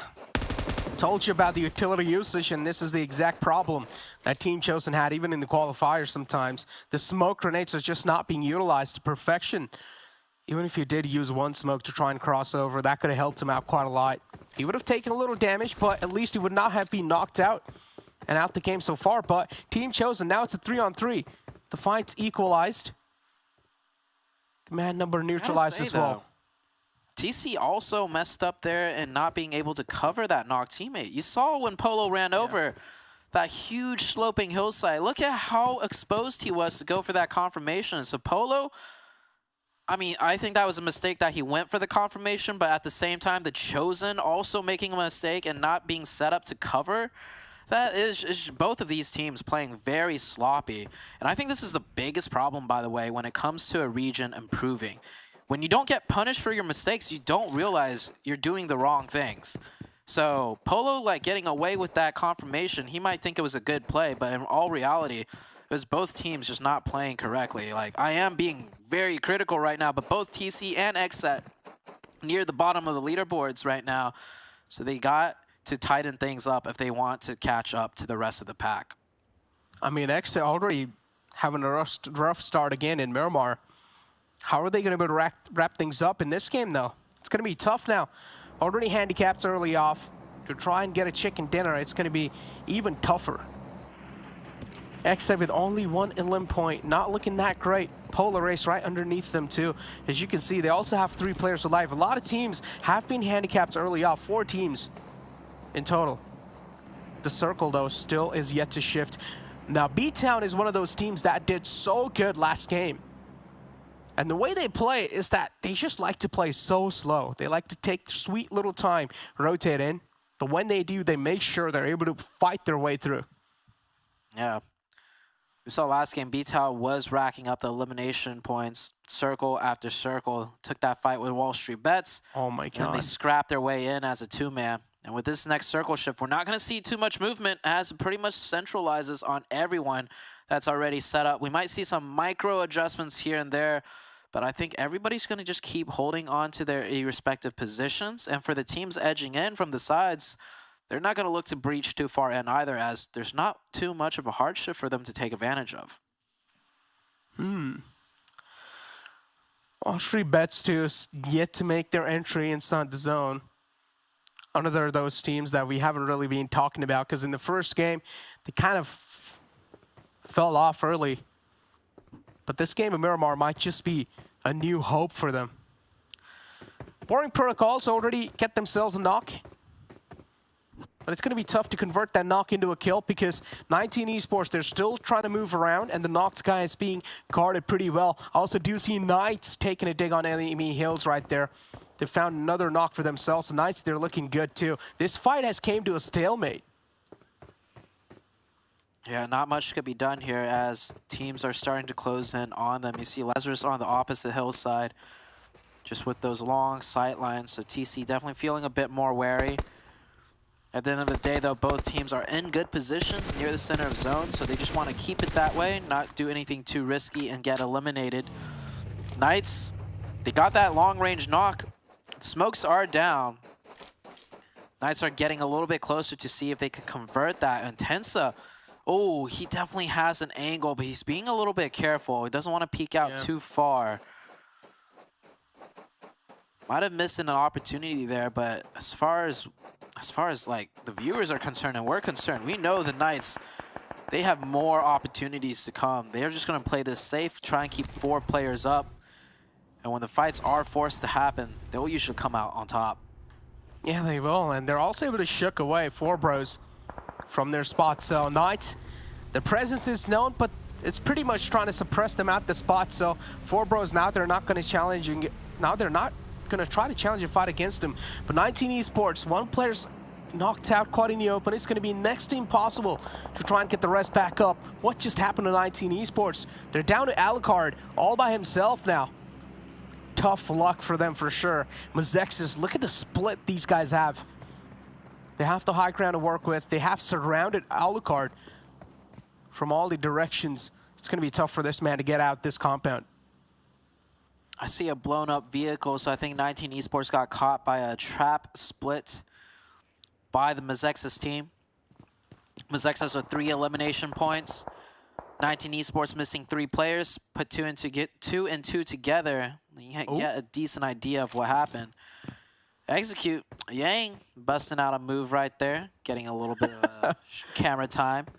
It's kind of random. They're in an okay position on the northern side. If it does hard shift up to them, though, it'll be good. But we will be seeing that next circle shift coming out very soon. The Chosen, they were able to get the rest back up on the Fallen Man, so for now they're good. Mezexis too, we saw 3 elim points for them. 19 Esports, unfortunately, straight up walked in their trap. They got taken out. Look at the next circle shift. Oh, Nova again. Hacienda, potentially.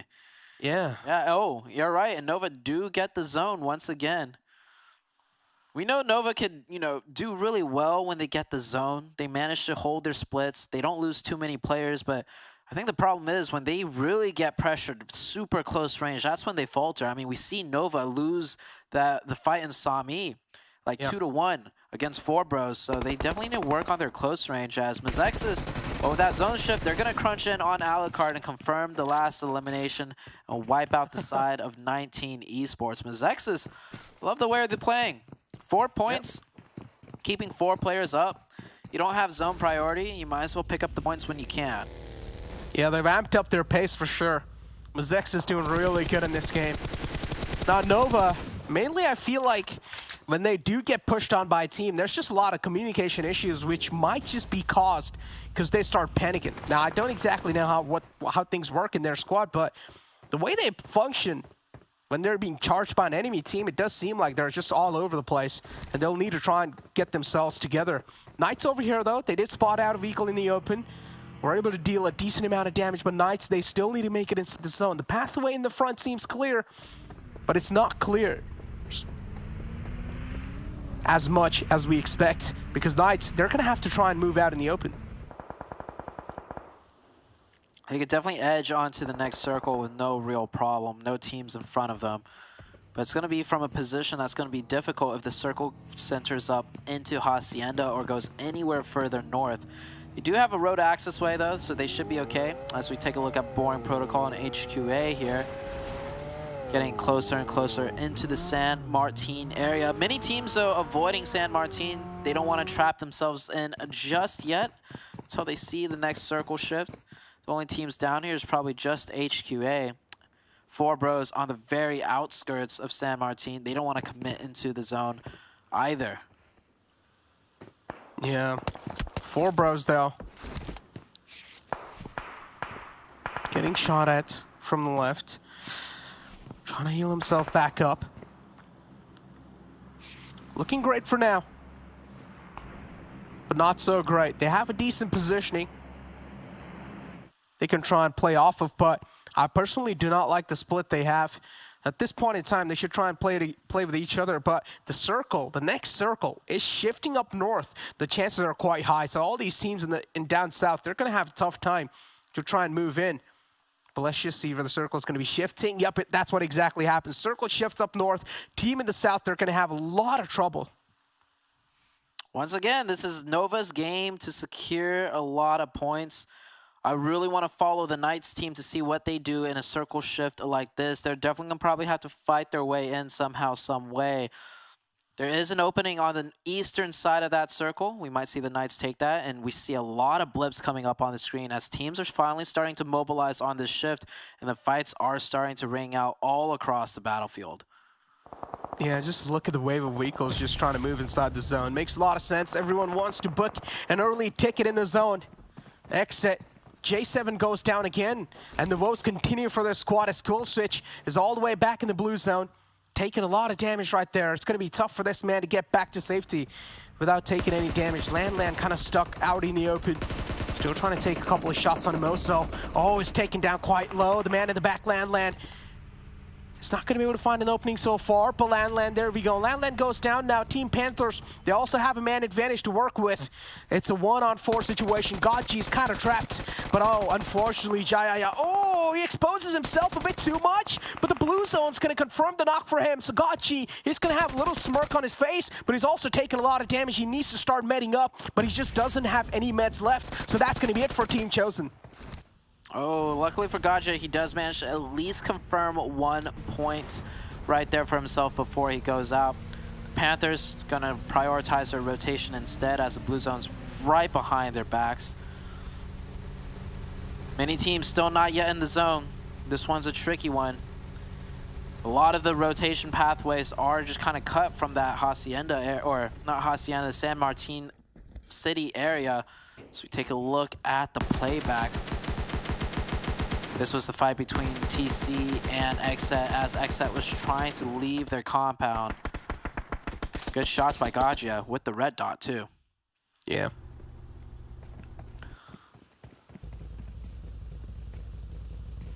Lazarus in the front. Team Execute right there in the north. So much open areas.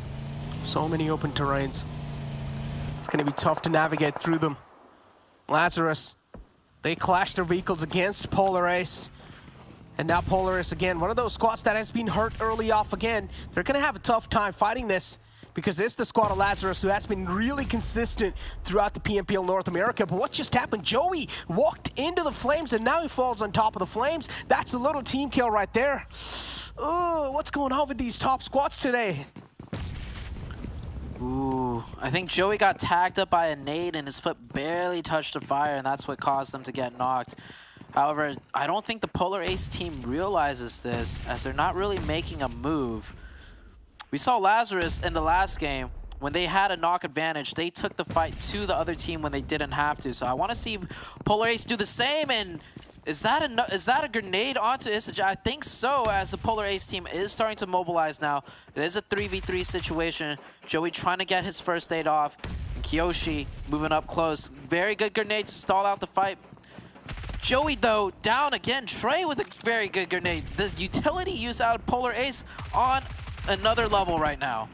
Yeah, it's just complete perfection. Polar Ace challenging this fight so well. Lazarus, a lot of rookie mistakes being made from this squad, and they will have to pay the price for that. Kaiseki's over here inside the house position now, and he's probably going to get charged by all the players of Polar Ace as soon as possible. Kaiseki, though, is trying his best to fight back. Trey's quite low. Same thing goes with Kaiseki, and he will finally fall down.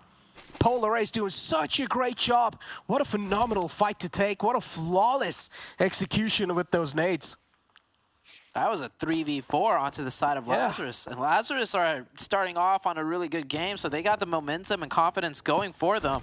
But Polar Ace just showing you can't count out any teams. And Polar Ace actually with 8 eliminations already.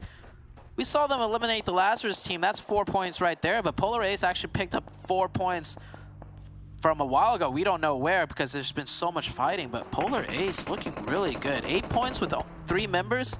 That's a very worthwhile trade, but the circle did shift on down towards the Hacienda area. See Boring Protocol, Execute, and HQA right on top of each other. Nova have the zone, and the Knights once again will get the very edge circle of that hard shift. I like how these games are just action-packed. Just so fun to watch. HQA in front of Execute now. Having a little low ground, but it's okay. HQA, they have the best cover to work around with, while on the other hand, Execute, they're a little exposed. We do see kill switch on the kill feed though. Even though he was caught out in the wall of death, he's still able to make it back to safety, or make it back alive in the safe zone now. So kill switch, his position's known. Look at Knights, the split they have. It's a 2-2 split. They're doing such a great job. And on the other hand, it's HQA charging in forward against Execute. They find an opening. Yang goes down. Subpig is not going to stop anytime soon. He's going to keep on charging forward. Execute faltering a little bit here. You want to take the fight, but at the same time, they're not committing to the fight, so they're kind of waffling back and forth, just getting picked apart. Kill switch goes out. The Knights do end up picking up that elimination points, and this is what I was saying about the Execute team. They're kind of just sitting around, not doing anything, so just slowly being picked apart. When you have 4 players up, I would rather see you commit to something. Take a fight and maybe lose the fight, it's fine. Or at least stack your team together somewhere else where they're not just in the middle of the open. Execute down to 2. The Knights still with 4 up. Boring Protocol also with 4 up. And the Nova Esports team with 4 up. And with that zone shift, oh, that is perfect. We have a 4-man team of Boring Protocol on your screen on the southwest. Knights on the southeast also with 4 up. And then Nova on the north side with 4. Every other team battered and bruised. I feel like it's going to come down to these 3 Titans at the end of the match. Yeah. Look at the split the Knights have too. The confidence this team has, it's just on next level. They know there's going to be no one in the back because they're just hugging the edge of the zone. So Knights, makes a lot of sense too why they have so much confidence. They're just playing it to perfection. HQA though, a nice precise nade is going to reward them with a nice limb point. That's going to be more than enough. Nova on the top. They're going to try and pressure HQA a bit more. Kingpin goes down. The series of trouble continue for HQA. And it seems like it's not going to be stopping anytime soon. Sunny Pick 2 is getting shot at from somewhere else. It's Boring Protocols now who are applying the equal amount of pressure onto HQA. They're just being surrounded on all the other sides. Boring Protocols, Carnage being spotted out in the open. He's trying to bob and weave as much as possible. Finally, he's able to dodge those shots. But Chico, on the other hand, confirms the knock on the Polar Ace. We are seeing the other teams being slowly grinded down by the 3 Titans of the map, the Knights and Boring Protocol. We have 2 of WallStreetBets still alive, chilling in a shack, but for how much longer? And just as I say that, Drago gets knocked. So now there's 1 from WallStreetBets, 1 from HQA, and the fight between Boring Protocol, Knights, and Nova are commencing. It is. Samuel with the high ground, but he's also going to get pushed by the blue zone soon. I feel like Boring Protocols have just put themselves in a really tricky spot, and Knights, they're able to capitalize on top of it. Look at that, Spec goes down, the kill gets confirmed too. Knights, they're just looking so unstoppable. WallStreetBets though, they're also struggling quite a lot here. Steve-O, he needs to get the fallen man back up. The down man needs a hand. The bus comes through and he just runs him over. That's a little salt on top of the wounds right there. Nova, they get the final man down too from the side of WallStreetBets. Right. And now it's all down to Knights versus Nova. Let's find out who's going to win this one. Let's see the rematch this time around. It's a 4v4, not the 3v3, but immediately the Knights already find the advantage. They take down QZZ, one of the top players from the Nova side, definitely one of the fraggers. If you want to knock anyone first from the Nova team, it's got to be him. The cover fire from Koi, it's good, but not great. Not able to get the knock, not able to get that trade, and the grenades are raining in, and oh my god, Koi with the headshots, the straight lasers onto Coops. These 2 teams are playing at a different level. Nova, though, they do need to kind of spread out a little bit as the Knights have a better angle onto them, but there's not much cover to work with. They'll hop on that buggy. They'll try and use that knock to their advantage. They're making a hard push right now. Oh, no. Maybe a little bit too risky, but they feel the need to do something. That may have not been the right choice, but at least they get some spacing and are able to get more angles onto the Knights. Oh, look at Shifan with this nade. Might just find that confirmation, and yes, he does. Knights, they're still up, though. Trades are happening back and forth, and there we go. Shifan goes down. That's a big threat neutralized. Knights, now they're going to have a lot of confidence. Another man taken down quite low. It's QZZ. He's going to prone back to the safety. But again, Knights, they have 2 players up. Same thing goes with Nova. It's a 2-on-2 situation. Tensa gets taken out, and QZZ, the double! With a game-changing nade, too. He got a double grenade. It's down to just one player. Oh my, QZ, I was saying this is the guy you want to have knocked in the beginning of a fight onto Nova. You got the revive on QZ, and he hits a double nade. Absolutely insane. I wish we could see that nade back on the replay. But the Knights down to 2. Nova was still 4, getting the revive onto their 4th player. And the Nova team has all the angles to work with. Dude, but it's Coops and Xenox, and there we go. Xenox, this duo right here is the most damaging duo in the entire North America. And it's going to be really hard to stop these two players once they start raining down knocks. Look at the flank angle that's being created by Coops right there from the left. Nova, are they going to expect that? That's the question, because Coops is going to have a clear line of sight soon. This smoke right here might just reveal his position, but does it though? That's the question.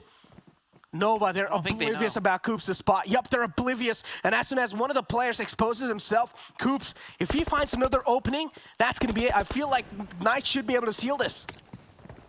They get the confirmation onto Koi from the back, so it's still a 2v3. Xenox and Coops, like you mentioned, the most deadly duo.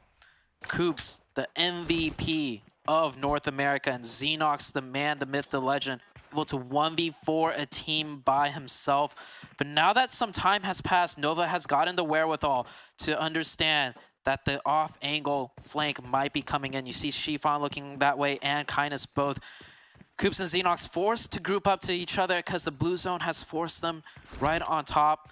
That does leave them at a disadvantage, especially with Nova with the man advantage.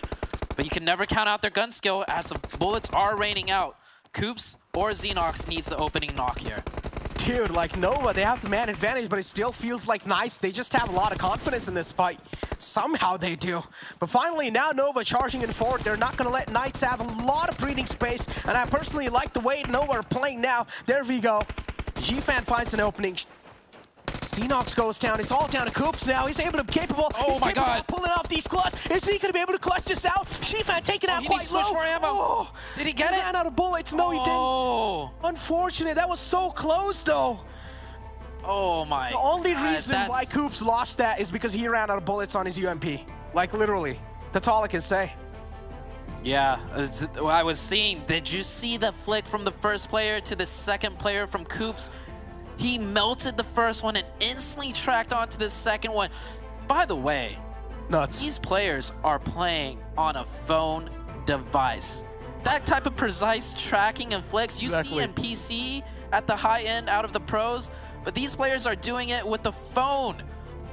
Absolutely insane. The round report, Coops, even though the Knights didn't get the win on that one, they got the chicken on the first one, they got a second place on the second match, but Coops with the most elimination and the highest damage, 1,348. I could not have asked for a better start to the Super Weekend. We get to see the rematch, the 4v4, the cleanest of 4v4s between Nova and the Knights. That was great to see, but if you want to get more Nova action, I do believe we have a video lined up for you guys onto the Nova team. Nova Esports are the current world champions and have impressed time and again at international events. And much like their Chinese roster, the NA chapter of the organization are looking to make a similar statement in their region. The org has already tasted success with a win at the league stage of PMPL NA Season 2 and secured a top 3 finish in the finals as well. Shifan is a marquee player for the side and has secured multiple top finishes in the various regional and national NA tournaments. Huge. I mean, this is it, Dave. This is going to be Shifan just pushing in for the win. One player is down from Nova, but I think it's going to be enough as they are just going to slowly look for this final player. Gets the hit marker there. He will be joined by Rin, and the duo are the only 2 players remaining from the previous season. New players in the form of Kindness, QZ, and Koi have been roped in for this 2022 spring season, along with the addition of a coach in 7. The team has always shown consistency and maturity in their games, so could this be the season where they emerge as the champions of North America?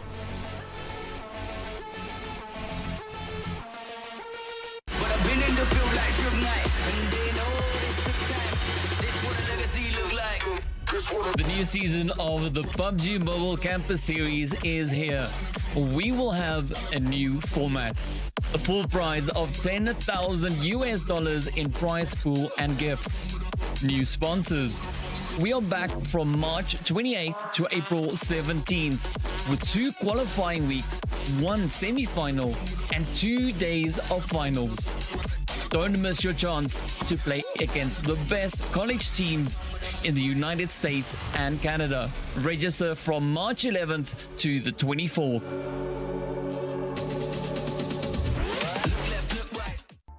Woo! Baby, what a match! Are you kidding me? One of the most insane plays we've seen in PMPL so far. Of course, gotta give a huge shout out to our sponsor, Monster Energy, the official energy drink sponsor here of this show. Wow, what a crazy way to finish that one.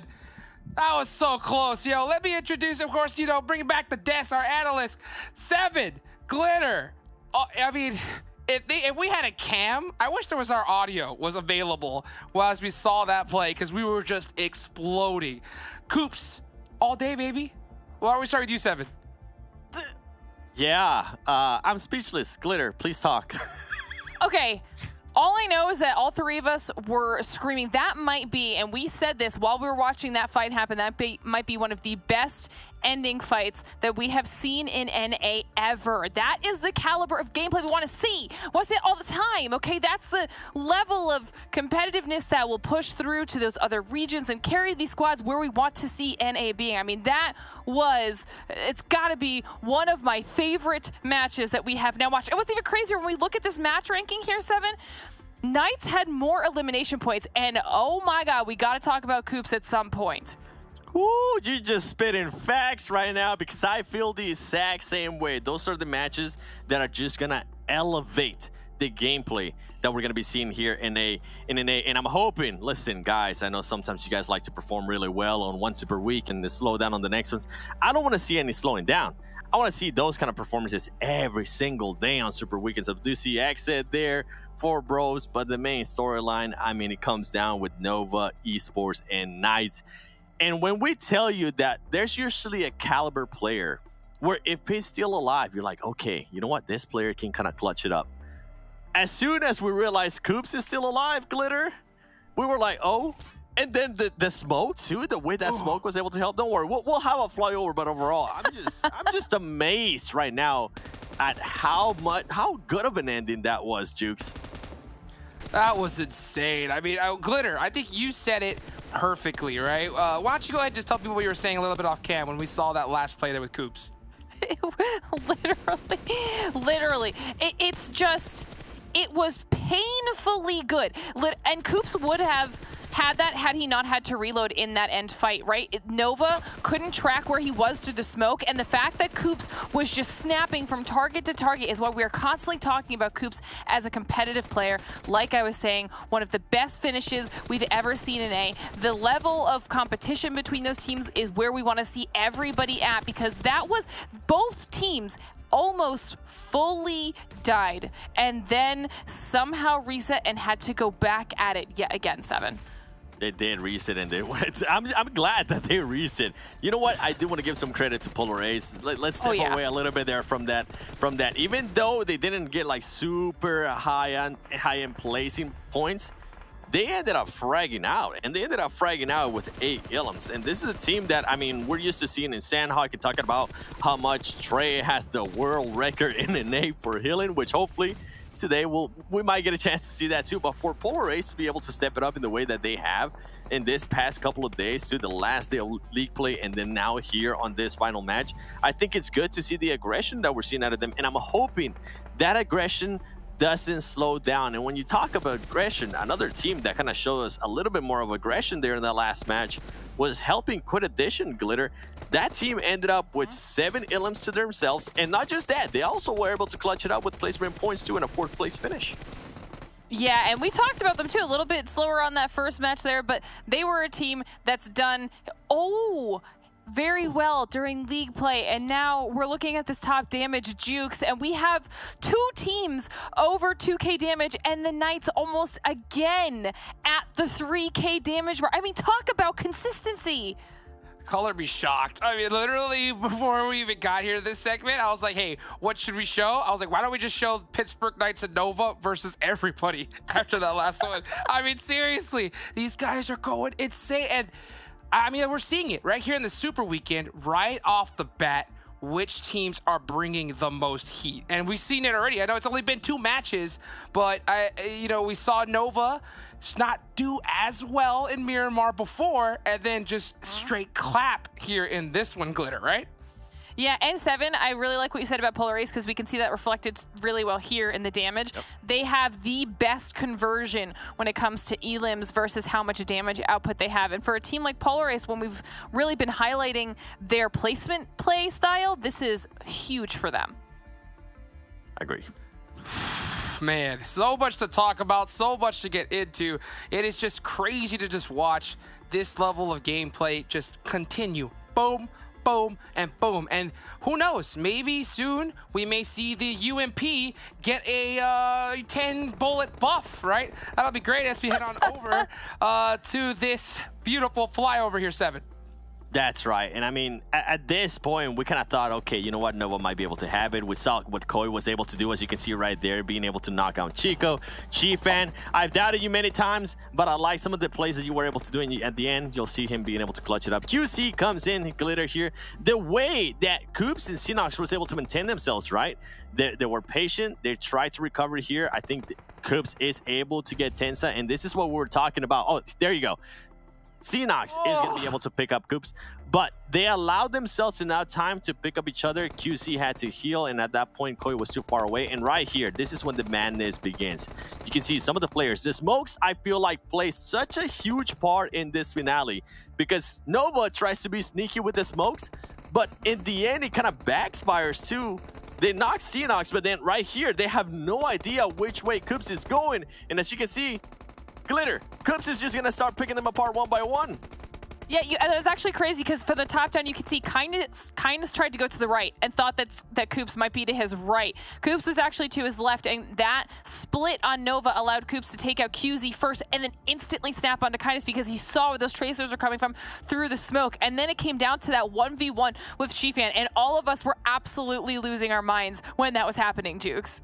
I mean, I don't think you could have said it any better. I mean, it's just so crazy to see how Nova, they're so confident. They had those 3 players. One little slight mistake. Look at this head-to-head graphic. Koi versus Coops. Glitter, break it down for me. Okay, the fact that that Coops alone is at more damage than we have seen for teams. I mean, this is incredible, and this is just for today. Right now, Koi really picking up a lot of the slack for Nova here. Some really impressive stats coming out of Koi, and what's crazier is that if we saw these stats alone, they'd be impressive, but then you look over on the Coops side of things, 7, and it's just like, who can match this player? Like, this is incredible. Double-digit elims, double-digit knockouts, the perfect conversion for both of these players, though. Yes. And, I mean, that doesn't happen that frequently either. I'm so glad you pointed that out, because that was the main thing I was going to point out that I'm not used to seeing from these players. We usually either see more knockouts or we see just some players kind of being thieves and stealing from the other teams, but for them to have that kind of conversion, right?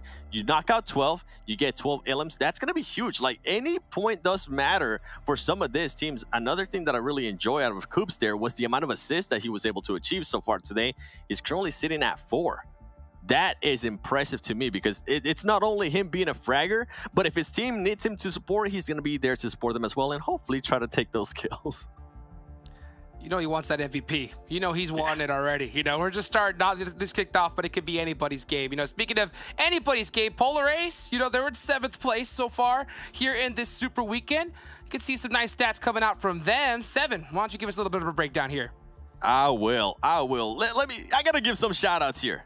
The man with the magical mullet, Yoshi. I'm becoming a bigger and bigger fan out of you, man. The plays I've seen of him, the pressure that this player is able to put into some other teams and kind of makes them just backtrack a little bit. I'm not used to seeing that out of teams that maybe don't have superstars.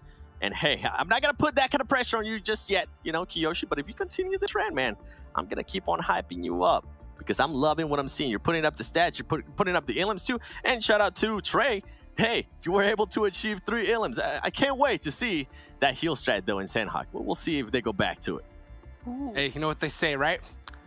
Business in the front, party in the back, dude. So we'll see if we're going to see how they're going to party down in this next match here as you guys head on over to the back. Thank you so much, Seven and Glitter. Very much appreciate your time here as we're going to bring in our casters for this next match. We got them all day long. It's Zute, it's Necro. Guys, woo! Oops! The performance. Are we going to see it back-to-back here again in Sanhok here? Why don't we start with you, Necro? I mean, look, I don't know how things are going to be looking like in Sanhok because sometimes things can be a little random, but what I've seen in the past, I feel like Knights, they should be really consistent even in the game of Sanhok. Well, we'll see how it happens. Y'all guys take it away from here. I'm out. Yeah, sorry to cut you off right there. See you later, Hot Jugs. I'm just so stoked and hyped up on the Knights right now, but Knights aside, I mean, we got to give credit to Nova for putting on the show for us. Because if it was only the Knights, there's not much to talk about, right? It's just Knights dominating everyone. But we see Nova, man, that was Nova's game to actually lose. Because we saw them really push back. They were all huddled up in one area. They got one opening, and they made the decisive, risky play of sending 2 of their players on the back of a buggy to that rock. So, I mean, Knights, they are popping off because Coop's got the spotlight, Coop's got the stats, but as a team, I feel like Nova played that last fight engagement incredibly well.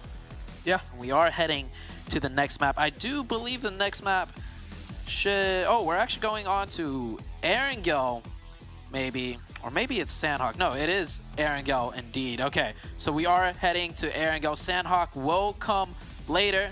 Flight path is already up on your screen. I just want to see more Knights and Nova action.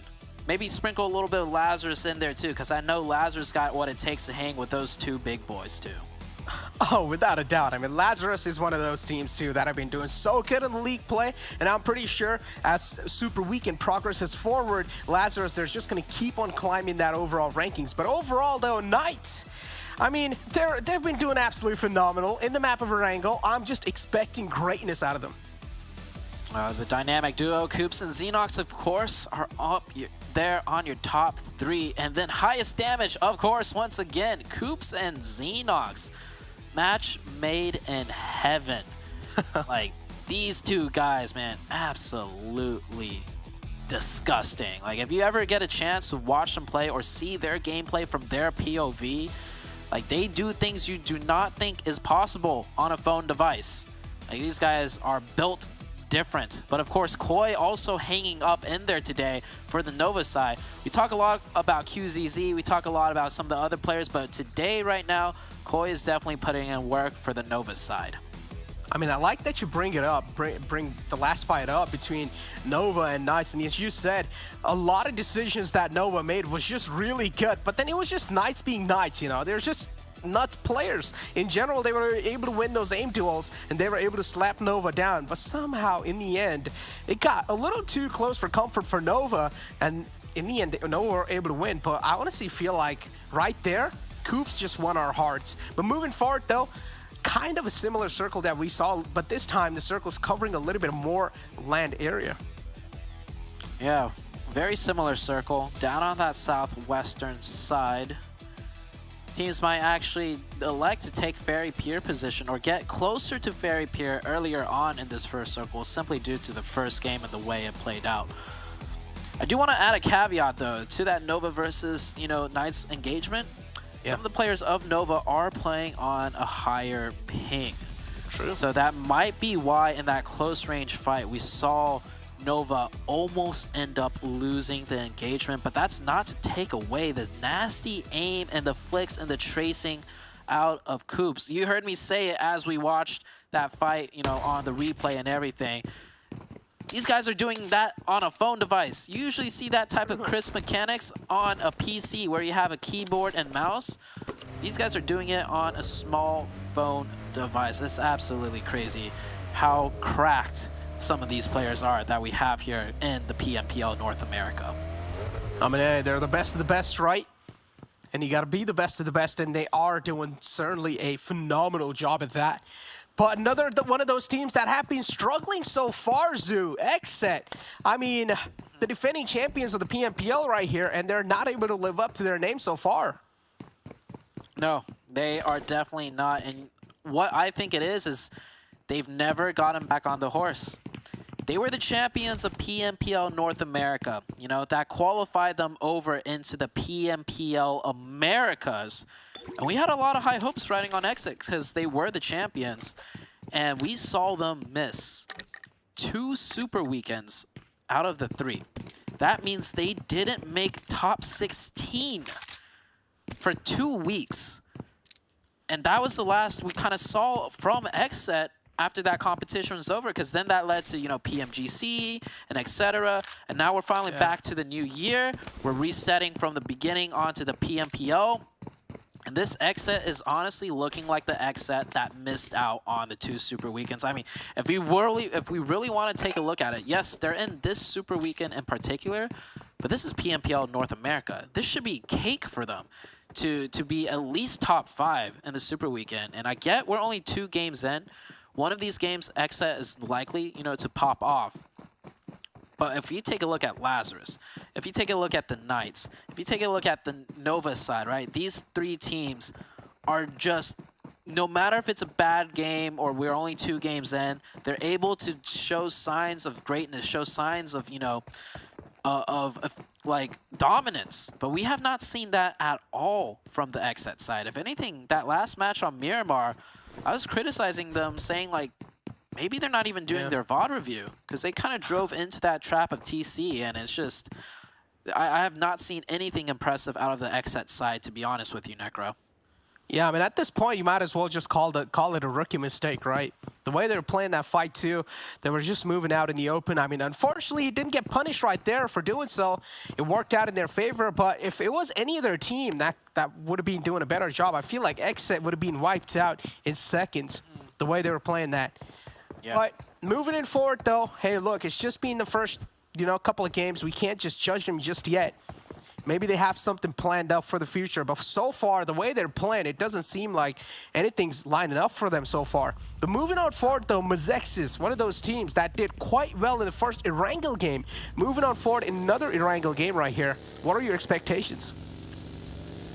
Well, Mezexis, we saw in that first game, they did quite well until they ran into the Knights, right? It came down to the Mezexis versus the Knights for the first game. Mezexis had the man advantage, but of course, Knights being the Knights just completely chopped them up. But right now, Mezexis sitting in 4th overall with 19 points. Not too bad, and like you mentioned, it's a team that kind of surprised us in the league week. So I think they are holding up to their league week performance. They're hanging in there. We're only 2 matches in.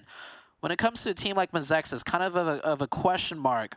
We'll get a better idea of how good they really are after we get a few more games in.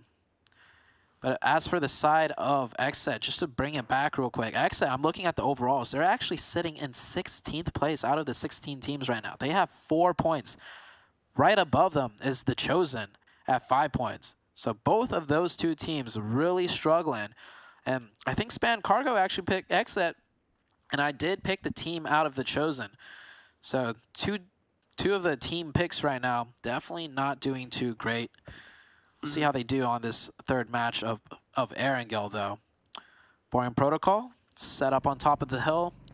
Early rotation still, once again, for a lot of these teams out on Erangel, feeling very comfortable in which positions that they want to occupy and take. Especially we have seen this circle in the very first game, too.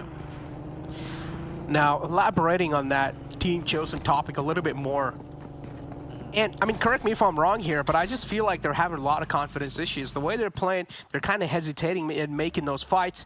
They're also not trying to push in forward, even if they do get a couple of knocks. They're trying to second guess themselves right here.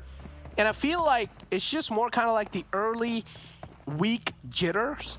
And I feel like as the tournament processes forward, as week 2, week 3 come by, I'm pretty sure we might just be able to see a complete new team chosen.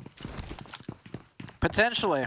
It's one or the other, right? They're under the pressure, and pressure either makes diamonds or you just crack under that. And TC is definitely one of those teams where they're kind of just waffling back and forth. We saw them in the PMCO qualifiers. They felt way more comfortable, of course, taking advantage of more inexperienced teams, and they just ran over everybody, right? Yep. But this is the PMPL, and their confidence is being shaken because they're running into teams that's putting up a bigger challenge. But at the end of the day, they need to keep that confidence up and play the way that they were kind of playing in the PMCO as far as the confidence goes. Not necessarily what they're doing exactly, because they got away with a lot of things in the PMCO qualifiers with the more experienced teams, but they need to bring that confidence back. Speaking of which, we will be heading into the second circle. Let's see which teams are feeling confident in the new circle position. I'm hoping it shifts down further to the south. And it's about to hit right now. And it does shift down to the south. So we're going to have a lot of teams just kind of chilling where they are. Nova, by the way, playing a huge 2-2 split. There's two of the players near the Fairy Pier side. They are the yellow colored team. So that is almost like 1,000+ meter split. It's just a splash of colors in the center of the map. The next circle shrank down too. So Lazarus right there, quite close to Knights, but I don't feel like we're going to be witnessing any kind of battle so far. Mezexis might just straight up walk into Lazarus right here. But they're taking things a little slow, as Mezexis like to take. But I also want to take your eyes a little bit up north as Vamp. They're just making sure they're camping out Pro Era. They're trying to hold them off at bay. As Polar Ace, they have been struggling so far. I'm not going to lie. Polar Ace, I mean, they did quite well in the previous game, but again, it is one of those teams that I expect a lot much more better performance. Oh. You can't be the best at everything. That's all I got to say to that. You can't be the best at everything. So, actually, one of the Knights player is knocked. Not due to what we saw on the replay just now, but I think one of the boring protocol players did get a knock on the Knights. And actually, Lazarus getting really close behind the Knights in the map feed. Maybe we'll get the camera switch over to that, but right now, Vamp and Polar Ace continuing their fight and just completely gatekeeping this team out. This must be a planned trapping rotation because they are far, far into the blue zone right now. Oh, they are. And so far, as you can see, Vamp moving forward, Knights right there too. Couple of shots taken. Polar Ace, unfortunately, again, they're taking a lot of bullets on themselves and they're not able to withstand the amount of damage that's being dealt onto them, even by the Wall of Death. And now, by the players of Vamps, they're just making sure they're holding Polar Ace off at bay, because Vamp knows somewhere down line, if they're able to get these elim points, it's pretty much free for them. Oh, there we go. We missed the fight, though. I literally said at the beginning of the cast, I want to see Nova and the Knights continue to keep this up. And then I mentioned, but I want to sprinkle some Lazarus action in there too, because they could hang with those two big boys. Unfortunately, we missed the fight, but there it is. Lazarus took a 4v4 with the Knights, and they come out on top. They don't lose a single player. They're able to get the reset onto the rest of the team. So this Lazarus team, they're heavy hitters too. And oh man, I wish we'll probably see a replay of the fight. But that's a huge one. The Knights, the first team out and eliminated in the third match. Lazarus, look at that. Kaiseki taken down so low. Fears, it's a big man from Lazarus. Shu said, being taken out that early from the game. Knights, unfortunately, as I said, I mean, it's okay, you know. They can afford a little bit of slip-ups here and there. As I said, I'm going to be completely fine if they're able to get even top 3 at the end of the day. This does open up things, though, for the Nova side to catch up a little bit. We saw like a pretty big, or not a big point gap, but a point gap that was starting to build. The Knights coming into this game with 54 points. Second place was 38. This will allow Nova to catch back up, and the circle shifts further down to the south. We're going to have a very similar ending. We see the Nova team readjusting their split right now.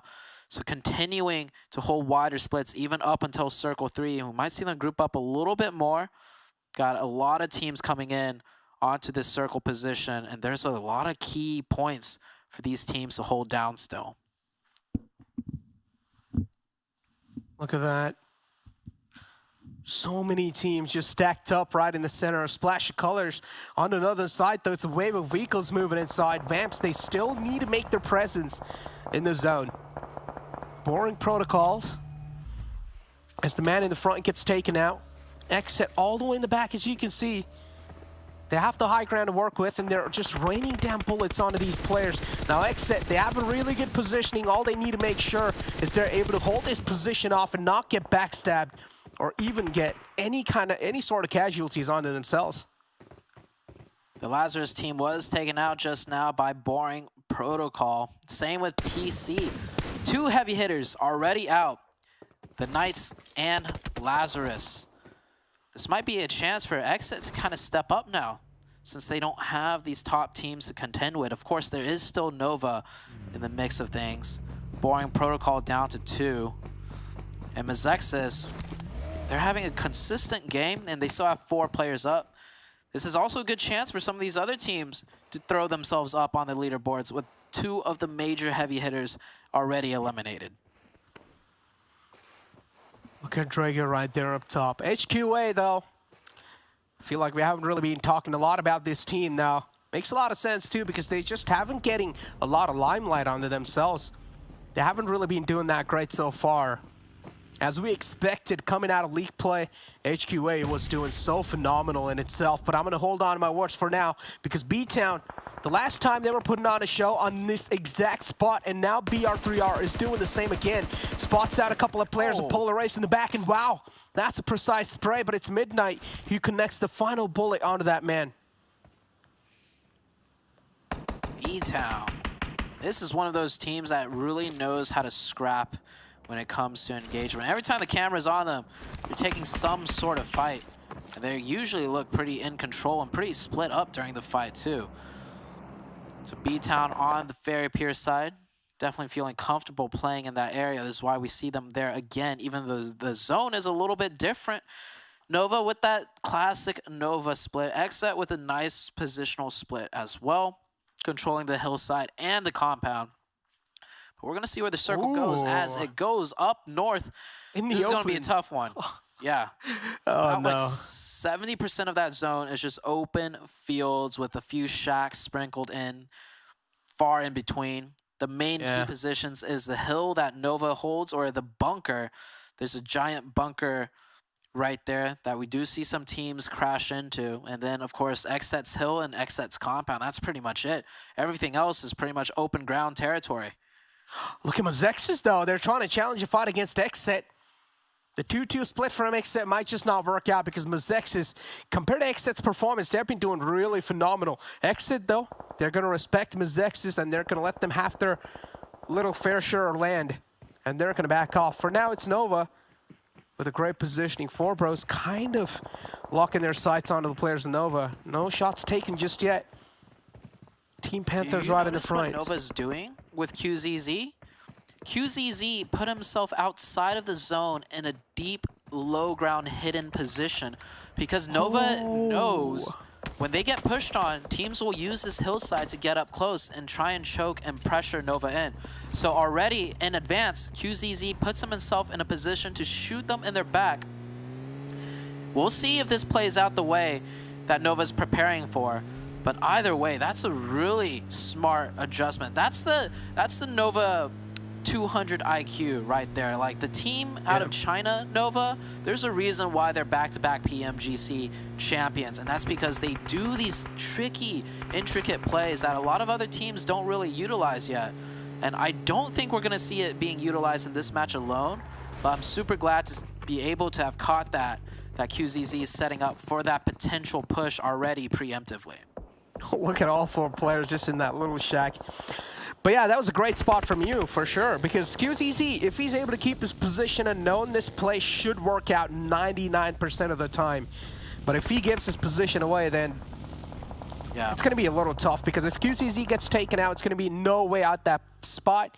It's pretty much going to be a gone case for Nova, so they should be down to like a 3-man. But QZZ, he's not going to try and reunite with his teammates.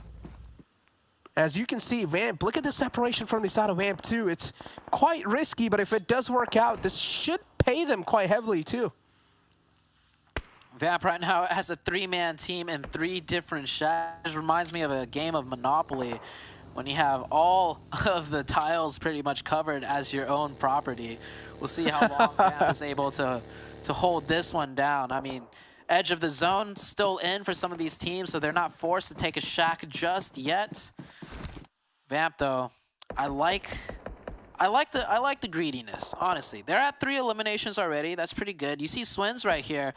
He's constantly pre-cooking his grenade, ready and waiting for a crash.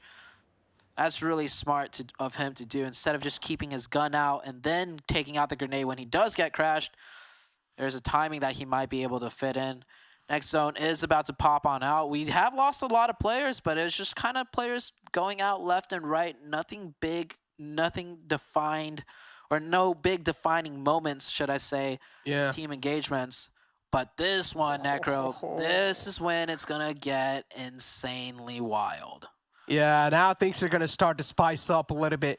Circle shifts out in the open. Not a lot of covers to work with. A couple of hay bales and a couple of shacks, as you said. But at this point, all the shacks are taken away, so you'll need to try to adjust with any sort of cover that is available. Nova, too, one of those teams that's going to find themselves a little bit in the struggling shoes right there. 4 pros. Getting a knock on to the players of BTOWN, and that's going to be it from that squad. BTOWN taking out the game. WallStreetBets, though, they're still up, and I feel like they haven't really been talked about a lot. It's because they are trying their best to keep up with the pace, but somewhere down the line, they're struggling quite a lot. But Nova, too, from the back, as I said, they still need to make their mark in the zone, and they're fighting their way through. Vamp has readjusted their 1-1-1 split to a 1-2 split. They're going to do their best to cover Swins. Here's that grenade. Yeah, it's good. It doesn't get the knock, but it does damage both of them up very hard. And look at the supporting fire. It was actually Rage that got the 2 knocks, and that's a beautifully well done. Swins, though, he's got to take this 1v1. No, he's getting shot from the backside. Oh, he does end up going down. Steve-O also goes down. The covering fire from Vamp, too strong. I wonder if they're going to risk going over there to get that revive, though. I don't feel like that's worth it, honestly, because Vamp, they're right in the centralized position. They're actually going to go for it. They're gonna go for a send it moment. Mayo is trying to play quite risky, but hey, I guess man number matters quite a lot for them because Rage is there, who has booked a slot for the rest of his team. Right in the center of the zone. Team Panthers, too, they're taking a lot of shots onto themselves. 4 pros trying to make their position a little bit more secure, but that's, for now, it seems like next to impossible because 19 Esports right in the front. Issue is causing a lot of trouble for them. Nova in the compound of XSET. XSET versus Nova. It's a 3-on-3 fight. Let's find out who's going to take this one. Both teams suffering 1 casualty. It is an even fight positional-wise. Both teams set up in a good spread. However, XSET's a little bit closer to the zone, so they might be able to just do a little bit of gatekeeping. Nova trying to work their way up. J-Way left behind. He's got to remain quiet, but the smoke disappears. He might get caught and found out. J-Way's got to time his grenade perfectly well. No connections there, but you see him sneaking and moving very quietly. Yeah. XSET now, pretty much they left J-Way in the back right there, hoping that maybe J-Way's position is not compromised, but now it definitely is. He's taking a lot of shots on the toes, but he finally shuts down the man in the back, and wow, what a drop shot from J-Way. He wins that duel right there, and Nova, now the switch has been flipped against them. J-Way single-handedly able to change the course of this entire fight. Shifan right in the front. Oh, the only man left alive for Nova. A lot of pressure on this man himself. He's the IGL. So he needs to make some smarter plays happen.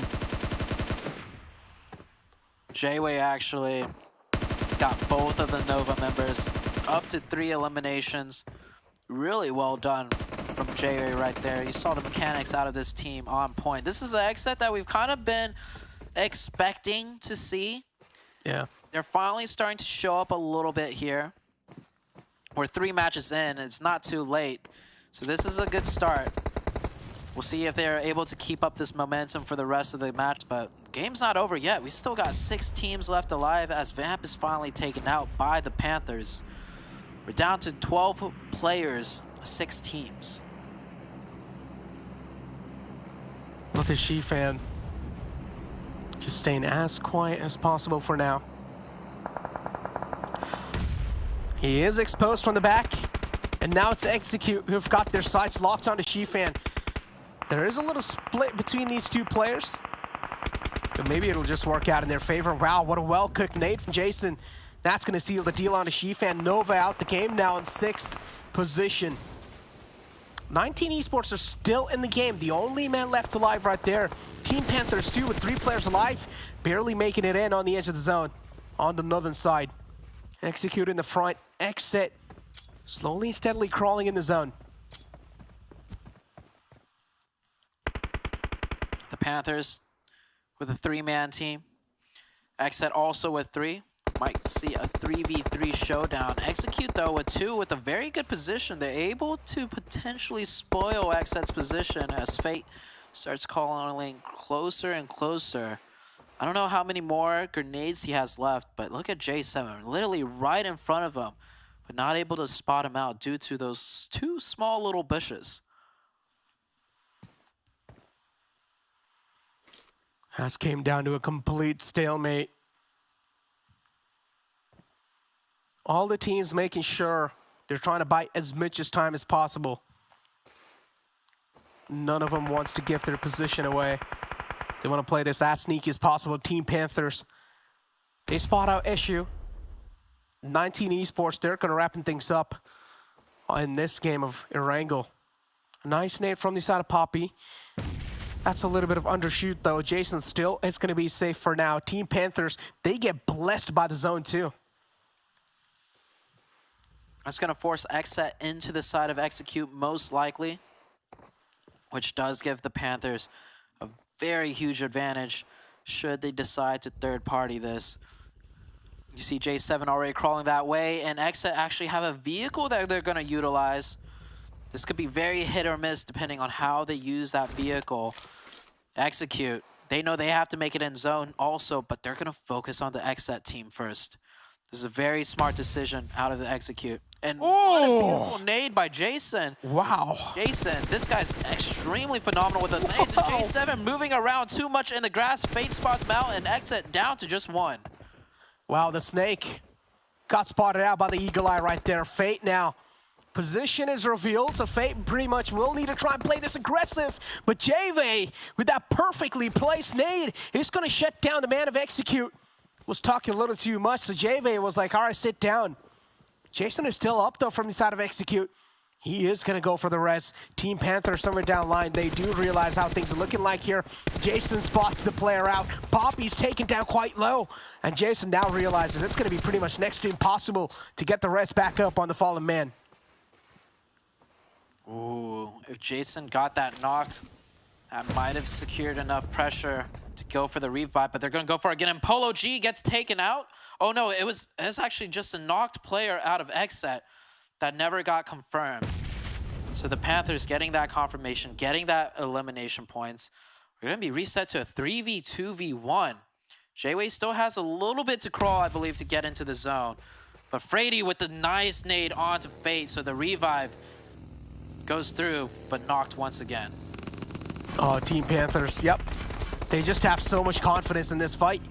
Execute eliminated out the game. JV's position known too has a little too many of players to deal with. And Team Panthers, they're going to take this one this time. Really good win out of the Panthers. We mentioned them during the league week. We mentioned them a little bit.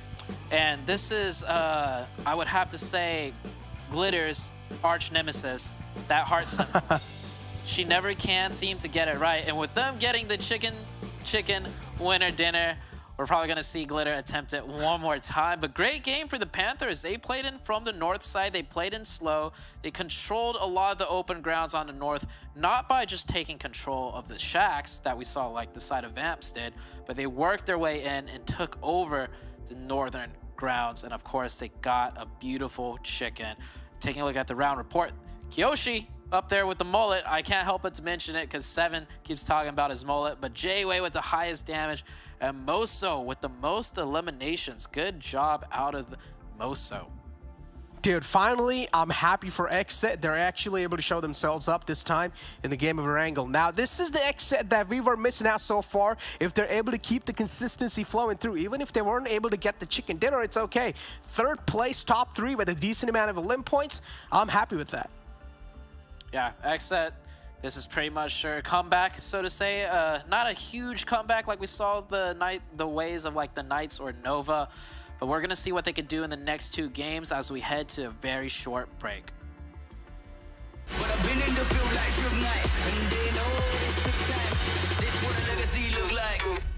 The new season of the PUBG Mobile Campus Series is here.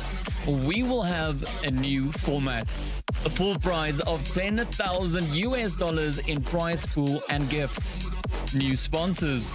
We are back from March 28th to April 17th with 2 qualifying weeks, 1 semi-final, and 2 days of finals. Don't miss your chance to play against the best college teams in the United States and Canada. Register from March 11th to the 24th.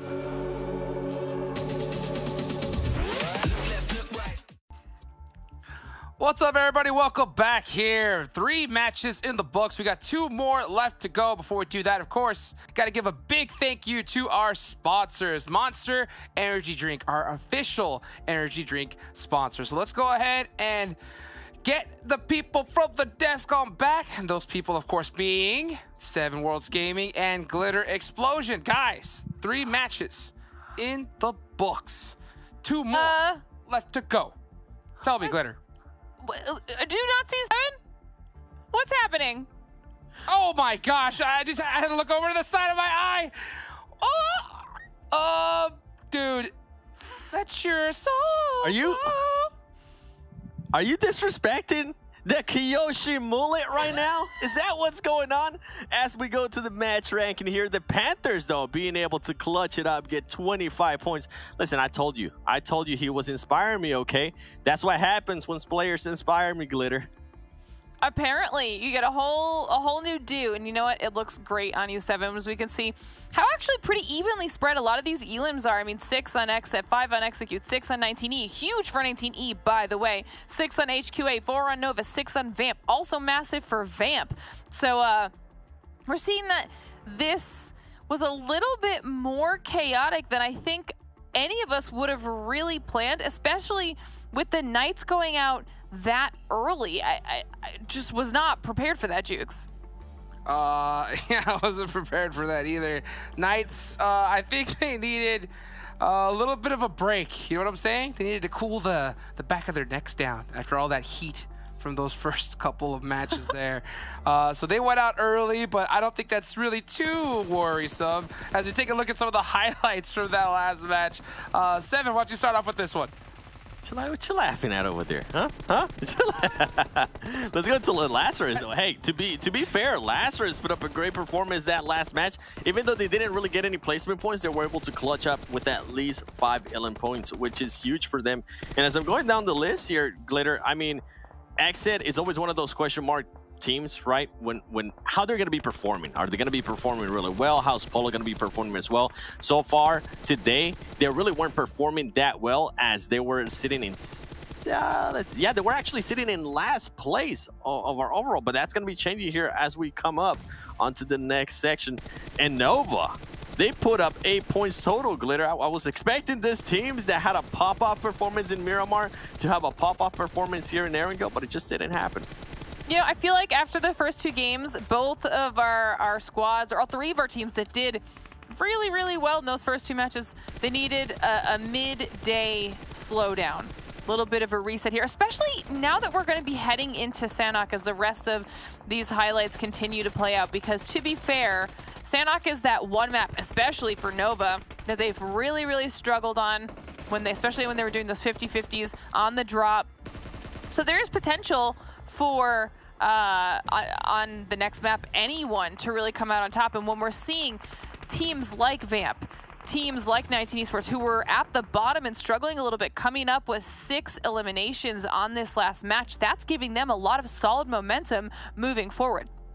It is, and if you're gonna have teams like Knights going out super early, you might as well take advantage. And I think 19 Esports was able to do just that. I think helping Quit Addiction is starting to find that groove. This is a team where I see a lot of potential, but things aren't just clicking all the way there yet. I think with a little bit more time, helping Quit Addiction might become one of those contender teams. And a team that has actually surprised me with their performance is The Chosen. I mean, they were so hyped up by my boy Sute. I was really expecting them to get it together here so far today. They have not been able to perform. As we go to the top players, this is what I wanted to see. I wanted to see who was going to be the top player from XSET, and it's actually going to be J-Way putting up the most damage, 782 damage with 3 LMs, but Mozo from the Panthers putting up almost 600 damage. The conversion, the Elim conversion on that is actually wow for Mozo. And then we have Jason from XQ there being able to put up 3 LMs with 545 damage.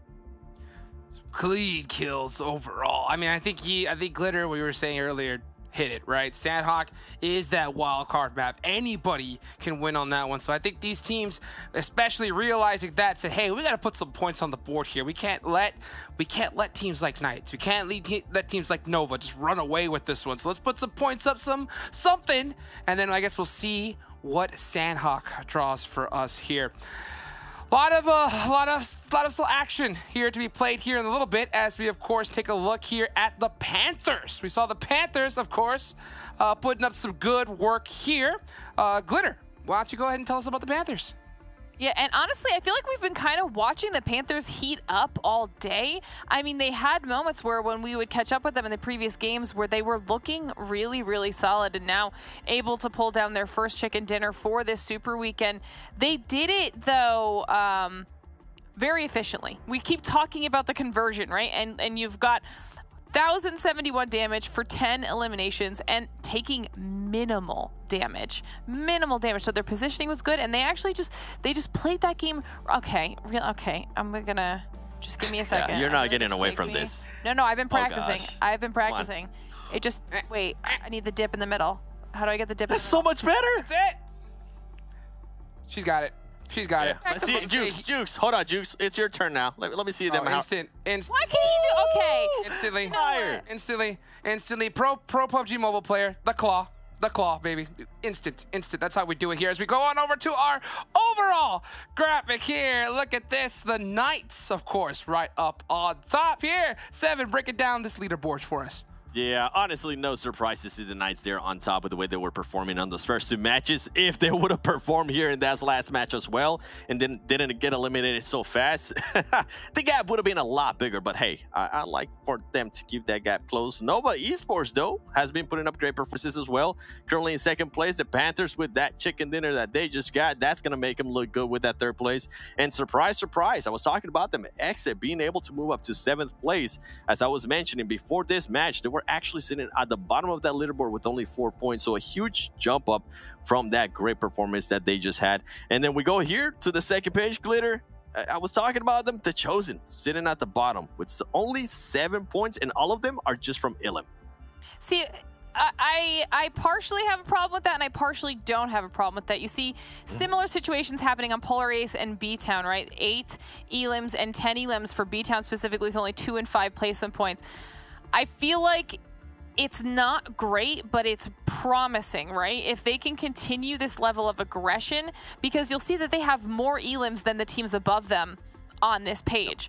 So if they can continue that aggression and just figure out a more solid play style for the placement point side of things, then they'll actually be in a really decent spot. But one or the other, both extremes, is not going to be what makes these teams successful, as we get to check out the engagement here between Knights and Lazarus. And speaking of Lazarus too, I was noticing them, they're currently higher on the elim side of things than they are placement points, which is really, really good considering that the placement points was kind of what they were favoring during league play. I love the confidence that Kiseki showed right there as he was able to get some knocks on Coops. Winning that 1v1 actually is huge considering what Coops has been able to do. And it seems like the Knights just came in super confident from that match in Miramar. They weren't expecting for Lazarus to put up this kind of performance there, being able to defend as Knights were just pushing in, and confidence might have bit them. But hey, I keep it up, Knights. I don't care if you guys end up getting 16th place here in one match, as long as you guys continue to perform like you did in the other 2 matches. I always say it, right? You got a little bit of an excuse card. You can only get so many punches of that one. Knights, after those performances, I think they get a few more than the others. But of course, we'll see how that's going to play out here in just a little while here. These next games are about to get started here really soon, guys, as we take a look at the schedule here for this map once again. Look at that. Game number 1, the Knights, second Nova, and then 3, the Panthers. Sanhok's coming up. I want your predictions right now. Right now. Ooh. Glitter, I'm going to start with you. Who's winning the Sanhok match? You know what? I'm going to say Lazarus. Ooh. Why's that? Data and information. I mean, because they had the map stats, they just took a very confident fight against the Knights and they looked fantastic doing it, and they've been one of our top most consistent teams. So Okay. Definitely. Well, 7, real quick, last one. Quick. Nova. Give it to me. Nova. Nova. Come on, Nova. Bring it back. Okay. All right. We got last. We're going to see how they're going to do over here as we say goodbye to our experts. Thank you so much. Throw up the heart. That's how you do it there. 7, Glitter. Appreciate it. As we get on over to this next match about to get started here, let's go ahead and bring in our casters on over. Zute, Necro, Sanhok, Papa Blue King here. But hey. Come out to be the king. Oh, sorry. There you go. That's on brand. That's on brand right there, baby. All right. Okay. All right. Well, I'll go ahead and let you guys handle this one. Take it from here, guys. See ya. All right. Thank you, Hot Jukes. We are finally moving over into Sanhok. We got 2 spicy hot drops coming your way. We got the boot camp one, of course, between Boring Protocol and XSET, and then 4 Bros and the Nova side out in the southwest area of Sami. Real quick, who are your 2 winners from each of these hot drop fights, Necro? Okay, I'm going to go with XSET this time in the boot camp fight. And now, overall, in the Sanhok game, I'm going to go with Knights. Look, come on. I really feel like over here in Sanhok, Knights, they have got this. The way they're playing throughout the day so far, I mean, last time they kind of got gotten rid of early off, but now I feel like moving in forward in the Sanhok, which is way much more faster pace, I feel like Knights, they're gonna be able to do wonders. I gotta agree with you too, because the Knights, they drop uncontested in Painan. That's a great position to rotate from for the rest of the Sanhok match, just like percentage-wise, a majority of the time. So, real quick though, I want to say, between Nova and 4 Bros and Sami, we haven't seen 4 Bros really do much, and Nova's been looking pretty sharp. But when it comes to the close range, the super close range engagements, we've actually seen Nova lose them every single time. We saw them lose it just now against XSET when J-Wave popped off and got 2 of them. We saw Koops take down almost a 1v3 in that close range fight. And so it's like, when it comes to the very close range engagements, I don't think Nova is in form or in shape yet. So I'm going to throw that one over to 4 Bros. And then as far as boot camp goes, I think XSET, they're bringing that momentum back. They just had a decent game on that very last one. So I'm going to have to side with XSET as well. So XSET for boot camp, 4 Bros for Sami, and then overall winners, I think my best bet is definitely with the Knights. So I'm going to agree with you with that one, Necro. Yeah, I honestly feel like the way Knights have been playing throughout the day, I feel like they have been doing a great job when the action's a bit amped up. And Knights in the map of Sanhok, as you said, they drop in Painan. They pretty much are uncontested. And Painan is one of those places to start things off on a good note. But look at the circle, though. This is going to be a little problematic circle because now the players are going to keep on guessing. Where's the circle going to shift? Is it going to shift top left, top right, or bottom left, or bottom right? It's going to be a difficult choice to make for sure. But as you said, between 4 Bros and Nova, I honestly feel like this time it's going to be Nova who's going to be taking the cake. All right, I mean, we see the fighting happening in boot camp already. You see those white lines shooting out like lasers. Fights going back and forth, and Boring Protocol down to just 1 player. XSET with only 1 member knocked, so XSET should be able to get that free reset too. It's going to be a 4v1. Carnage, once again, last one up for Boring Protocol. We almost saw Carnage do a 1v4. Almost. As far as the Sami side goes, though, I think, 4 Bros, you're right. Nova actually has advantage right now. It's a 4v3 situation in Sami. Also, I just want to throw it out there. I'm predicting the Knights is going to take that bridge compound and catch one of the TC players off guard playing split, because the Knights move very fast So I want to see the Knights take center control. Here's the fight in Sami, though. 4v3 situation. Nova with the upper hand. Yeah, I honestly feel like Noah's going to take the cake this time. 4Bros, they're being really impatient in this fight. As you can see, the player needs to back off and try and reunite with his teammates. As Nova, they're just going to charge in forward. But Nova, too, if they are going to get a little too overeager, 4Bros will make sure they're punishing them. For now, the fights came down to a complete stalemate as QZZ is going to whip out that nade, hoping that maybe that nade's going to connect onto someone or maybe a possible knockout. Did connect, though, but not a lot of damage to take off anyways, as QZZ. He probably hears a lot of footsteps around him, so he should know where the players are positioned. Chiefon on the rooftop. He's going to be able to get a lot of audio cue information.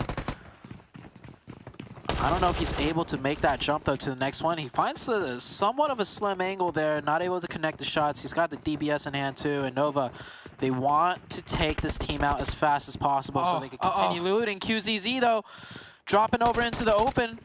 That's a knock right there. Now we're down to a 3v3 situation. Nova might slow this down to get the revive, but that's going to give somewhat of an advantage over to 4Bros if they wanted to go aggressive. And it looks like 4Bros is going to use that knock to reposition a little bit, but they decide better. They're actually going to use that knock to try and back up some more. Yeah, mature decision coming through from the side of 4Bros. But on the other hand, though, Nova getting a little too overconfident in that fight.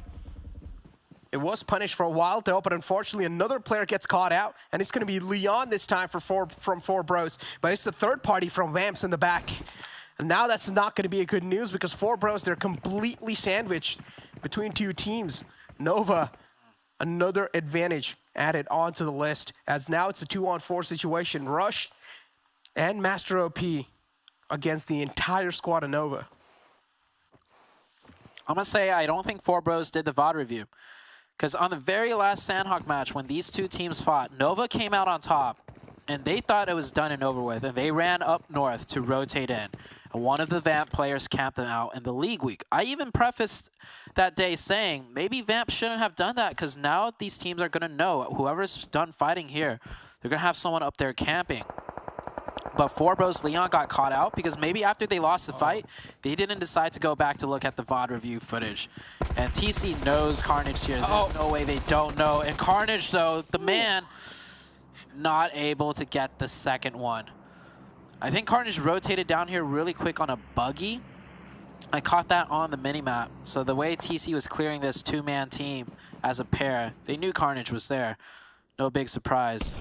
And here's a little bit of a replay, the tail end of the fight. And yeah, it looks like XSET just got the better end of the fight. Yeah, they just obliterated Boring Protocol right here. Yeah, they were just not able to win those individual. Yeah, they were just not able to win those individual duels right there. XSET, they're actually able to, you know, execute those drop shots pretty well. We saw that even last time JV did that against Nova. It kind of caught him off guard. And now it's J7 doing the same thing. Before now, it's Knights taking a fight over against Team Chosen. As Knights, they've been looking phenomenal in the overall rankings. On the other hand, Team Chosen, a choice of Zute, which is all the way in the bottom, man. Hey, doesn't matter. I predicted the Knights would take that bridge compound location, and they take it really fast and catch one of the TC players off guard. That's exactly what happened. It's almost like I know this game, and I used to play competitive myself. The fight, though, between Nova and 4Bros still continuing. 4v2, one knocked from the side of Nova, but they should be okay unless something crazy happens. And there we go. There's the confirmation. There's the finish onto the 4Bros. Now Nova can loot in peace and grab as many meds as they want. Yeah, Nova, now they're going to be looking pretty good. Look at Knights, yeah, full control of this position too. Team Chosen, they're just being trapped. Landland so separated out from the rest of the pack, and now Landland probably is going to go for the med strat. That's the best bet. He is just searching all those compounds in the back. He's looking for as many meds as possible to try and heal himself back up. Team Chosen, they're a three-man squad before now. We can just count them as two. I think this is the first time we got to see XSET rotate out of boot camp successfully without being gate-kept or third-party by a different team. That, of course, does have to do with the fact that they absolutely eliminated boring protocol very quickly, so they will be able to take the hill before Mezexis comes up here. But we'll wait and see where the zone shifts, because if it shifts further to the west, XSET still have a lot of troubles ahead if they want to cross this deadly trifecta bridge compound area. Yeah. Mezexis, though, one of those teams that like to take things a little slow at the start, let the dice roll, and then later on take some actions. Sometimes does work out pretty well, but sometimes kind of bites them in the back too. But XSET, after winning that first fight against boring protocol, they're definitely going to be looking really good. The confidence is going to be on cloud 9. So Mezexis, you better watch out from XSET. I'm taking a look at the overalls just to see how boring protocol is doing.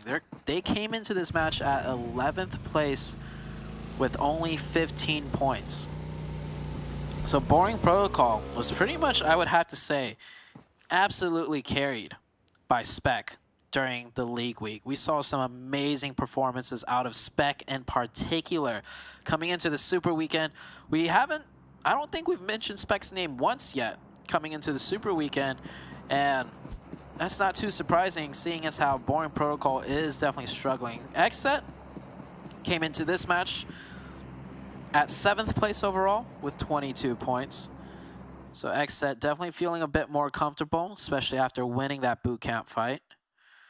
We still have more boot camps to go in the coming days of the Super Weekend, and I don't think any of these teams are going to be backing down from their hot drops. All the meanwhile, the Knights just absolutely get to chill, uncontested in Painan, and the circle goes up north. We might see that northwestern circle ending. Yeah, and Lazarus, they only have 3. But if they're able to hold that top hill position down and the zone keeps going there, this could be Lazarus' game to throw themselves up into the top 3 as well. I mean, Lazarus is Glitter's pick, so ooh, it's going to be a spicy one for sure. But if they screw this one up, it's going to hurt them big time. Because this is the second last game of the day. And so far, they haven't really been doing as great as we expected, but okay-ish. But overall, HQA, though, doing pretty decent in the overall rankings. They're quite close on the left island, and they're going to make sure no one's going to be swimming across on their side. So I also do like how the way they're playing. They're just going to camp the edges of the island, make sure no one's going to cross over. BTOWN over here. Shifan right in the front. Nova. They're quite separated out in BTOWN. Oh, they're just looking for an opportunity to strike.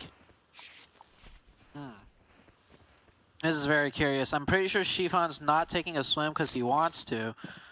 But, oh. Maybe he was taking a swim because he just wanted to. I thought he was in the water because he was shot at. So he was trying to hide in the water. But this is very obvious that Shifan has no idea. Yeah. BTOWN. I like this out of BTOWN too, by the way. So BTOWN was looting Camp Charlie. If they wanted to rotate into the circle, they would have gone further north. But instead, they head west towards the Nova side because BTOWN is also trying to implement a heal strategy. And what better way to get your medkits than from picking them up from the other team that's also picking up medkits? Exactly. So really interesting strategies out of these teams. I love the development of the teams and their approach to the game, especially on a tricky map like Sanhok. Knights will rotate up north into the now emptied position that HQA was just earlier. And now the Knights, once again, sitting in a very strong position in the center of the zone. I mean, now this shows that BTOWN have done their homework. Perfectly caught the player Shifan right there. Unfortunately, was just completely oblivious, did not expect the team to be there that late in the blue. But yeah, the rest of the Nova squad, they're still trying to capitalize onto it. I can see it on the map. They're not going to back out from that fight. They want revenge. But on the other hand, Vamp and Knights, look at the Knights. Completely chilling on the other hand of the island, they got nothing to worry about. They're just going to try and make sure they're able to hold this compound for as long as possible. This compound is such a good key position, especially in a zone like this. No matter where the circle goes, they have options to fight their way in, and the fights aren't too disadvantaged for them either, especially given the fact that they're the Knights. Their teamwork, their synergy is just on point. So we'll see where the zone shifts right here. Do have two teams right on top of each other, actually. Polar Ace, and I believe that might be the team of the Panthers on that southeastern side. Yeah, fights going on right now. We see that grave symbol pop up. I do think one of the Polar Ace players did get taken out.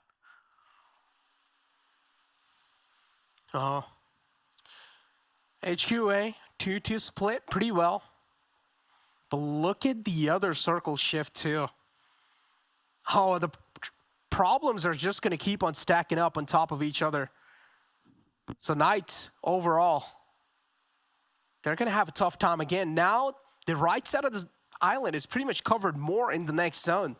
So I feel like the next circle shift might just be there, but I'm going to hold on to my words for now. It's Team Panthers. I think so they just got rid of Polar Ace. Yeah, they'll be able to get a reset onto two of their players as well and keep 3 up. Panthers coming off hot from their last recent chicken dinner in the game we just played previously. So they're trying to keep that momentum going. But as far as the circle shift goes, this one's very unexpected. Every time we see a circle like we did previous, it has always kind of migrated over to the northwestern island. I can't recall seeing an eastern shift from that zone too often, so we'll have to see what the Knights do. But the Knights actually looking to like they want to take a crossing, and that's going to force them into HQA. They should be aware HQA's position just simply through VOD review, but we'll see how this one plays out, as the fight should be starting very soon between HQA and the Knights. Oh, look at that. Knights closing in. Knights do realize the earlier they take the control, the better it gets. Shivank, there we go. The first man's taken out. The opening's found too. Knights, now they're going to be a little bit more confident in this fight. As you can see, Sanhok is all the way in the back trying to provide that cover fire as Kingpick in the front. He's gathering all the attention, but he's also taking a lot of damage doing so. He's down quite low, but he gets the trade too. Knights, they're just doing such a great job in this fight, but HQA, now they're just down to that one last man alive. Sub-Pig all the way in the back in that little shack. Chico's taken down, but it shouldn't be that big of a deal for Knights to get the rest back up on the fallen man. This is what happens when you just have 4 players that are just simply better than the 4 individual players of another team. And not just another team. I would say pound for pound, player for player, the Knights team is individually just better than the entire lobby. Like, if you want to compare straight up, like, if you take a look at that fight, not only did they knock one Overwatch player, which usually does not happen in a fight, they almost knocked both at the same time. The player skill level out of the Knights is just at another level. I mean, of course, this is the North America PMPL, right? As we take a look at the Panthers finishing out Polar Ace. This is just PMPL North America. This Knights team was a team that was supposed to be representing North America in the global grand finals. So we'll see later down the line how the Knights players stack up when the competition increases ever so more. But for now, I mean, they are making this lobby look like a piece of cake. Yeah, they're just proving them unparalleled. Knights, you put that really well. A piece of cake for Knights for sure. But now troubles might just start knocking Knights' door. Now over here, Knights, if they do want to cross over, what they can do is try and keep one player all the way in the back, making sure he's watching the backs of the player while they rest 3, try and swim across. But again, there is going to be a lot of threat lingering around doing so too. So overall, Knights, they found themselves in quite a tricky spot. I do want to see now how they're going to be playing this one out, because the circle shifts right on the top of XSET. They are being graced by the zone. Mezexis too, they're going to be happy. WallStreetBets we do see on the top. They're going to try and close in inside the circle. The Panthers making a nice rotation right there, finding that small compound outside of boot camp. XSET holding a 4-way formation right now, trying to space out as many teams as possible. I don't think any other teams are going to commit into boot camp just yet. We'll have to wait until see where the next circle goes. As you see the fight between Nova and BTOWN. So they did continue to do their engagement, and it looks like the Nova team did get taken out. Here's the rematch, or the replay. And BTOWN coming out ahead. So BTOWN will get the meds of not just the Nova team, but the meds from Camp Charlie as well. Might see them med up all the way to a potential top 3 finish. Yeah. Unfortunate for Nova for sure. But Knights though, look at them. Looking so good up till now. They're able to cross over too safely. One player's able to do so far. But XSET, there's just big chilling. They haven't left boot camp so far. It is their home ground for sure, so they're not gonna, they don't need to leave it up till now just yet. But Knights, they found themselves footing on the land on the other side. Vamp, they're taking quite a lot of shots too. One of the players from Knights being already taken out. They're going against BTOWN, who tried to make a really late rotation inside the zone. Before now, it seems like it didn't really work out, but it's okay. They have Jimmy all the way back in the wall of death doing the med strat. Problem for Vamp, though, is that they let out some shots, so now the Knights definitely know. Oh, he stole the kill. Man, oh, Xenox actually spots Mayo and vice versa. The Knights playing this really well. They're keeping one player back on the main island to provide that cover in case Knights players need it, but the rest of the Knights are already across the zone. And the next circle shift, we're actually heading up north to where the Knights are. That flick was nasty. And it's Coops too doing it again. Yeah, that's Mayo, that's gonna hurt, you, man. Yeah, that's different. gonna He's hurt. also got the MG3. Coops is gonna come into this game with 3 players or 3 of his teammates with the MG3. We called it at the beginning of the game. It's a high chance, or not a high chance that the Knights will win this match, but we both picked the Knights, and this is looking like a potential Knights victory. Swins. Slowly and steadily moving on forward. The final man left alive for Vamp. Doesn't have a lot of meds to go for a heal strat, so he will need to try and make it inside the zone as quickly as possible. Knights, though, they're going to make sure they're gatekeeping him. Tensa probably hears him, but oh no, Tensa, he does not check his back. He doesn't hear him somehow. And Swins is going to capitalize on top of it. Tensa taken out, but it shouldn't be a confirmation just yet. Because all the players of Knights, they're still up. Oh, he's still alive, though. 40 HP left on him.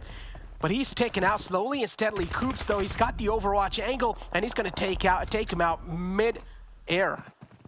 Oh, at the same time, though, Joey from the island, the small island that's still in zone, gets a player knock on to the Knights. The Knights won't be pressured. And you see Tensa, or Coops, carrying Tensa on his back.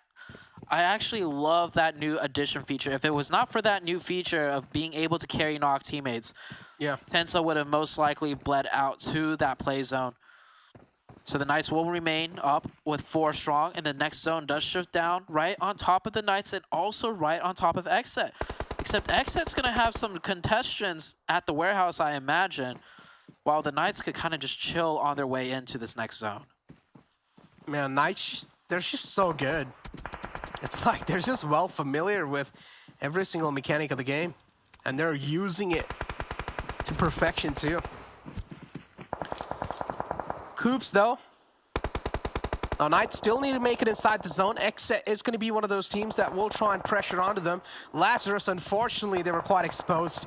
It was really tough for them to make it on the other side, so they will get eliminated.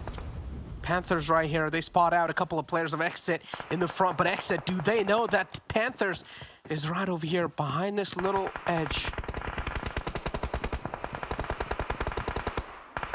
XSET trying to hold down the warehouses. Doesn't look like they'll get contested too hard. Might just only be the Panthers as fights are raining out everywhere. Mezexis. What? Oh man, Coops with that MG3, and just like that, Mezexis from the crossfire of himself and I think the XSET team, Mezexis get instantly obliterated. Dude, Coops is just a monster, devouring every single team that's popping up in front of him.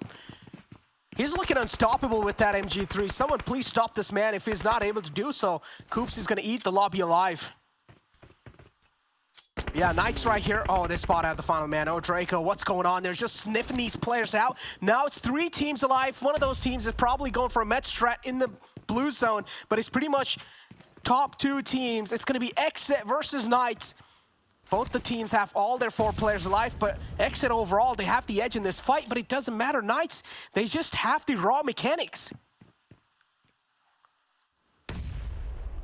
I think the Knights do have some cover on the edge of that zone. Not as much as the XSET team does. Oh my god, what? The grenades. The Knights are just on point with everything. There is another angle though. You see Jayway, he's on top of the boxes. He could potentially peek out over the top once the Knights have to push down. But oh my god. You gotta be kidding me. They make the That's a mistake again? Yeah. Yeah. They went for the revive in the same location where the player was knocked. That is a rookie mistake, and the Knights deserve this win. XSET don't deserve to win this one with a mistake like that. Sorry, I'm gonna have to call it that way, but 2 of the Knights are down, 2v1, and actually XSET with the 1v2 at the very end. Maybe it's my cast a curse. I think I cursed that. I said the Knights got that. It was a 4v2. I didn't catch how the other 2 players of the Knights went down, but it was a 4v2 after that second grenade. 2 of them knocked down, and then kill switch with the 1v2 with the drop shot. You said it, Necro. XSET's drop shots have been on point. There's something else, and they pull it off against the Knights too.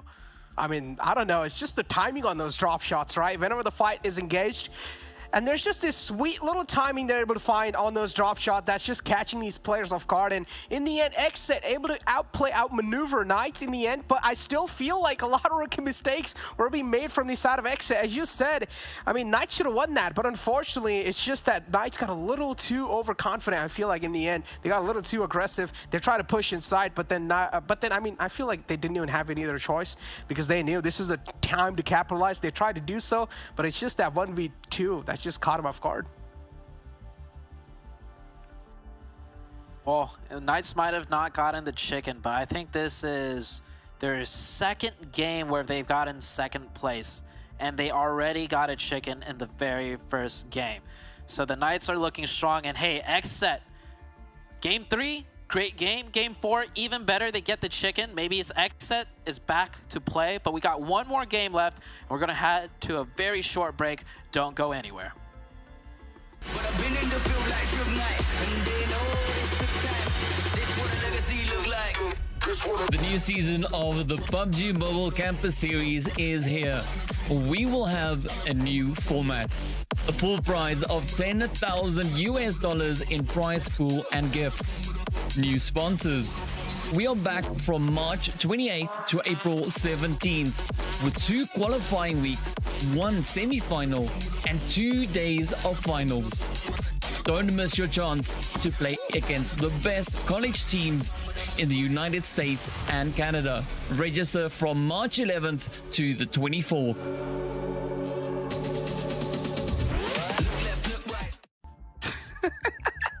Oh man, what are we gonna say about that last one? I can't lie, that was hilarious to watch. I mean, it was just pure confusion at the end. I think we all thought Knights had that one in the bag, but kill switch. I mean, this is what I think I've been seeing the whole day today, is if you underestimate one of these players, just get a little slightly too overconfident, it can completely turn around on you. Guys, Glitter, 7.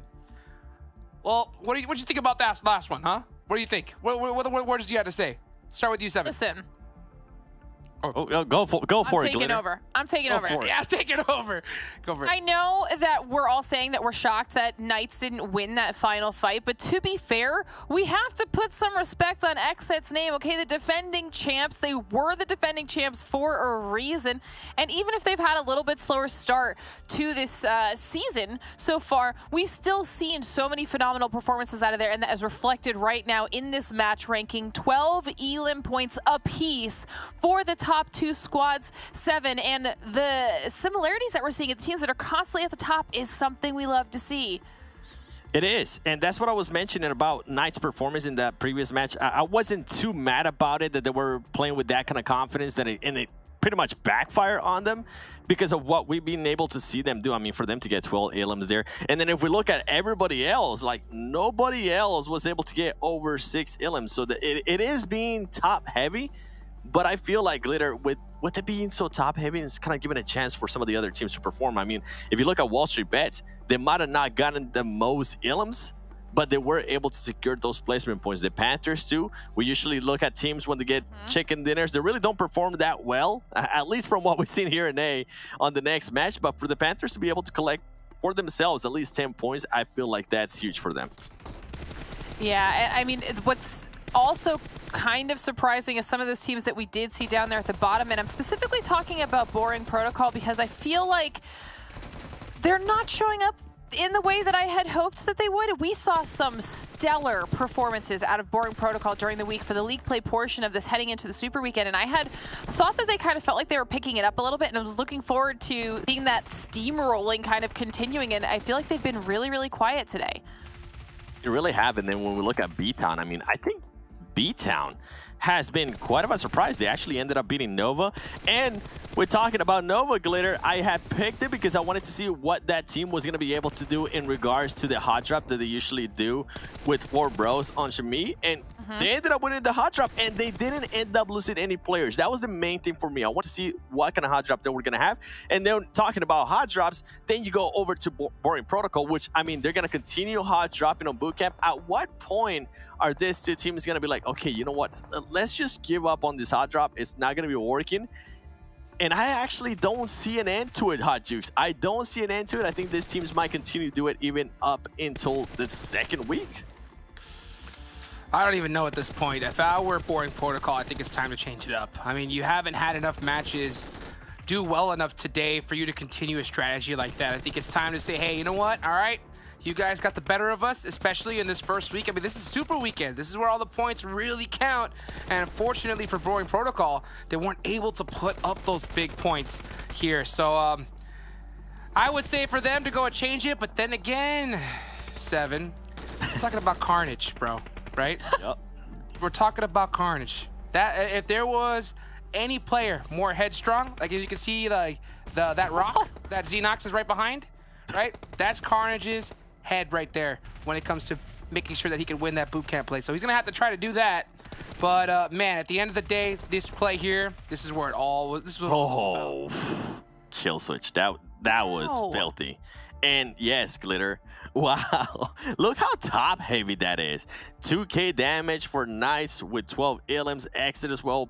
You know what? I'm gonna give it to you guys. 2k damage for Exit as well with 12 elims. I am happy though. Yeah, you heard me mention it with Nova. I'm happy to see Nova here towards the top in regards to damage because they were finally able to survive that hot drop, Glitter.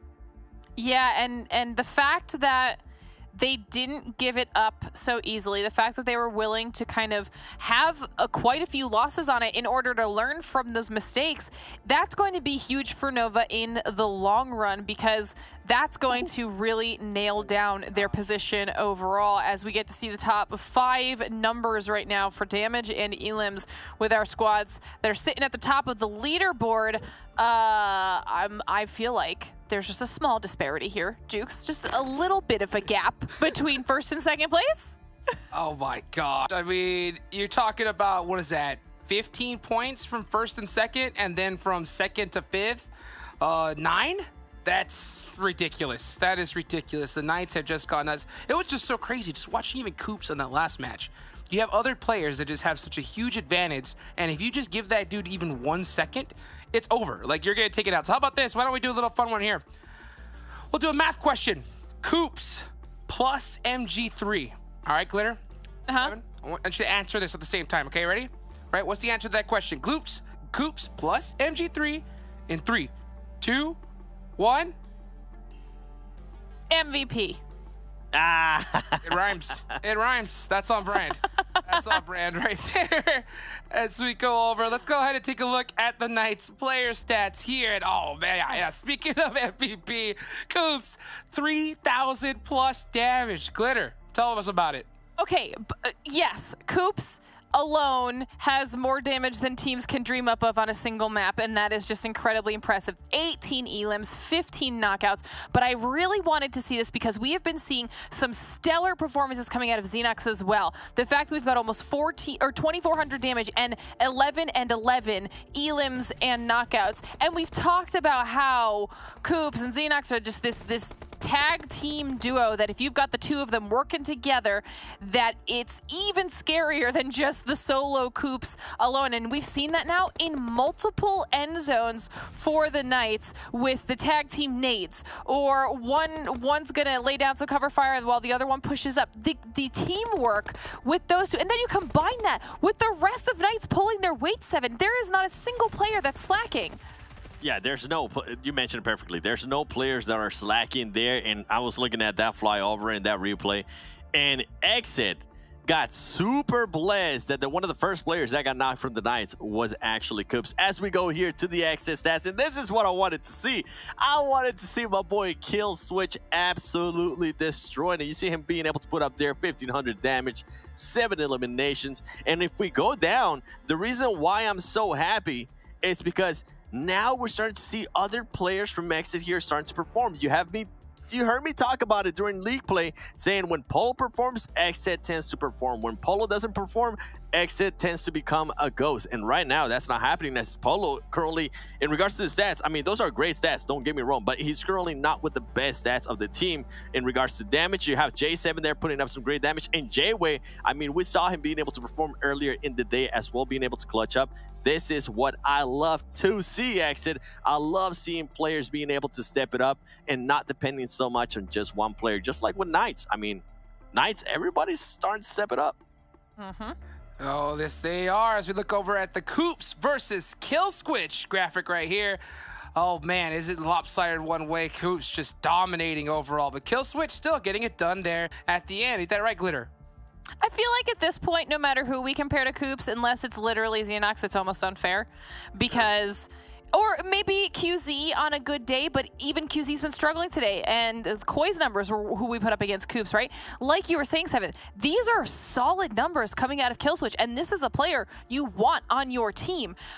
But then Coops is just in another league, and I don't even know, like, we can possibly talk about him enough because we do it all the time, and a lot of times the stats don't even feel real, but he repeats them season in, season out, game in, game out, so there's no questioning his ability. Here's the fun stat for you guys. If Coops was by himself right now, with just 11 points, by the way, he would be placing in 12th place. He would be above. Are you serious? 5 teams. Wait, let me check that. Yeah, actually, he would be tying BTOWN Esports. He would actually be above Boring Protocol, Polar Ace, The Chosen, 4Bros. Just on 11 points. That is the performance this man is having, and this is what I love to see. I love to see when players are able to carry a good season, like Coops had an amazing season last year, and now there's no slowing down. I actually feel like he has gotten a lot better, which is great for his teammates too, and he's gonna just keep on raising that ceiling for NA. And at the end of the day, ladies and gentlemen, I am a big NA fanboy, and I can speak for both of them too. We're all big NA fanboys, and we want to see NA just start to get better, better, and better. Absolutely, and the way that's going to happen is that other teams really start stepping it up, and hopefully we can start to see that happening here in this last match that we're about to see. Glitter, Seven, thank you so much here for that great analysis right here. Best of the best in the business as we get this next and last match here for the day about to start. Let's go ahead and pull in our casters. Zute, Necro. Whoo, we're about to get started here, guys. Take it away. Well, this is it. We're finally coming to the end of the day, the 5th and final match back on Erangel, and it's going quite expected, like how we thought it would. Knights stepping up huge, Lazarus putting up a show, XSET finally showing signs of life. It's honestly, I couldn't have imagined a better day number 1, but as far as the Knights performance goes, like still, every time I see how well they do, it surprises me, but at the same time, it doesn't. I mean, hey, I knew this, okay? I knew this. Coming inside Super Weekend, Knights is just going to be a completely different beast, and that's what exactly happened. I stuck to Knights throughout the start, and I'm so proud of my decision. Okay, I'm just going to stop at that. But yeah, moving on forward, though, there's a lot much more other teams to focus on. XSET, though, as Glitter said, we can't really count them out. They are the defending champions right here, and they are certainly showing little glimpses so far of greatness. Not glimpses. They're actually able to do really good, too. Previous game, pretty much proven themselves parallel towards Knight with those elim points and with those damage numbers as well. XSET, they have been doing phenomenal. XSET is slowly getting back on the right track. Good chicken dinner from the last game. Let's see how they do it on this last game of Erangel. We still got 2 more days, by the way, for the Super Weekend, so the action's not done yet. And in those next 2 days, we might even see some other teams start stepping up, similar to how we saw in the league days, right? On the league days, day 1, it was pretty much like 1 or 2 teams dominating. I think it was between Lazarus and Nova. Day 2, I mean, the Knights didn't even show up on day 1 and 2, really. They really only showed up on day 3. So we might see something similar heading into the next 2 days. But before we get there, we still got this last match to play, and the playing path looking very good for all of these teams to drop to wherever they want to drop.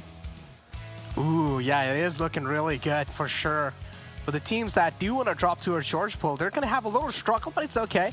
Shouldn't really be that big of a deal for them to try and find those weakles and move around. But as you said, man, Boring Protocols, one of those teams that has been struggling throughout the day, Zoo. You want to shed some light on that? I think it really just comes down to spec. Because when Boring Protocol did well, a lot of it was done on the backs of spec. True. And I don't want to say it comes down to spec as in like they're the reason they're not doing well. What I mean to say is Boring Protocol relied a lot on spec during the league days to put up the performance they did, and you just simply can't rely on a singular player so heavily, you know, for consistency's sake, right? One player can only do so much. It takes a team to really shine, and yeah, we talk about Coops all the time. He's not solo carrying the Knights by any means. We see each player of the Knights able to step up when needed.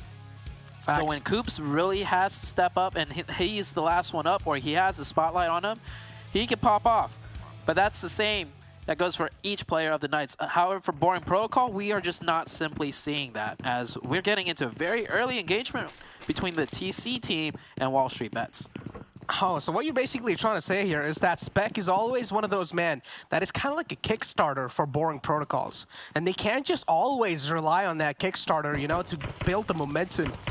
Which I feel like you're absolutely right. The way spec played in those league play days was really phenomenal. But now in Super Weekend, spec just seems invisible. His performance isn't really as well as we compared back in the day in the league plays. Before now, I'm going to hold on to my words as the Chosen. They're going to charge in forward against WallStreetBets. WallStreetBets, though, they're keeping their secret aura around. They're not really revealing their positions. They're letting Team Chosen flow through. But this nade might just catch him off guard. Landland is going to try to lob this nade outside, but no, instead it's going to change his decision at the last second. But look at their trigger discipline. These players are showing Draco. He still hasn't revealed his position. Landland is moving so freely. And yep, this is going to cost him his life, and that's what exactly happened. Draco finally strikes in like a venomous snake. Timing that really well, and that's going to time the push by 24K too, but 24K not able to get that second knock. Opa will manage to get around the doorway. Landland is confirmed. I think it's a 1-for-1 right now. Both teams confirming an elimination for themselves. 3v3 situation, except WallStreetBets has one player up on the hill providing some covering fire, and Drago, though, steps up huge once again and gets Opa. Gaja gets the trade, switches to shotgun, not able to put that one out. Now it's a 1v1 inside the house, and the double pump by 24K. Coming in huge, and that is TC eliminated very early in the final game of the day with only 1 elimination point. Oh, he just puts him 6 feet under with that double barrel shotgun right there. But yeah, overall, the trigger discipline right there, that's the game winning. That's the fight winning trigger discipline. Execute here though. Seems like they're kind of paranoid about certain squads around them, and it's BTOWN.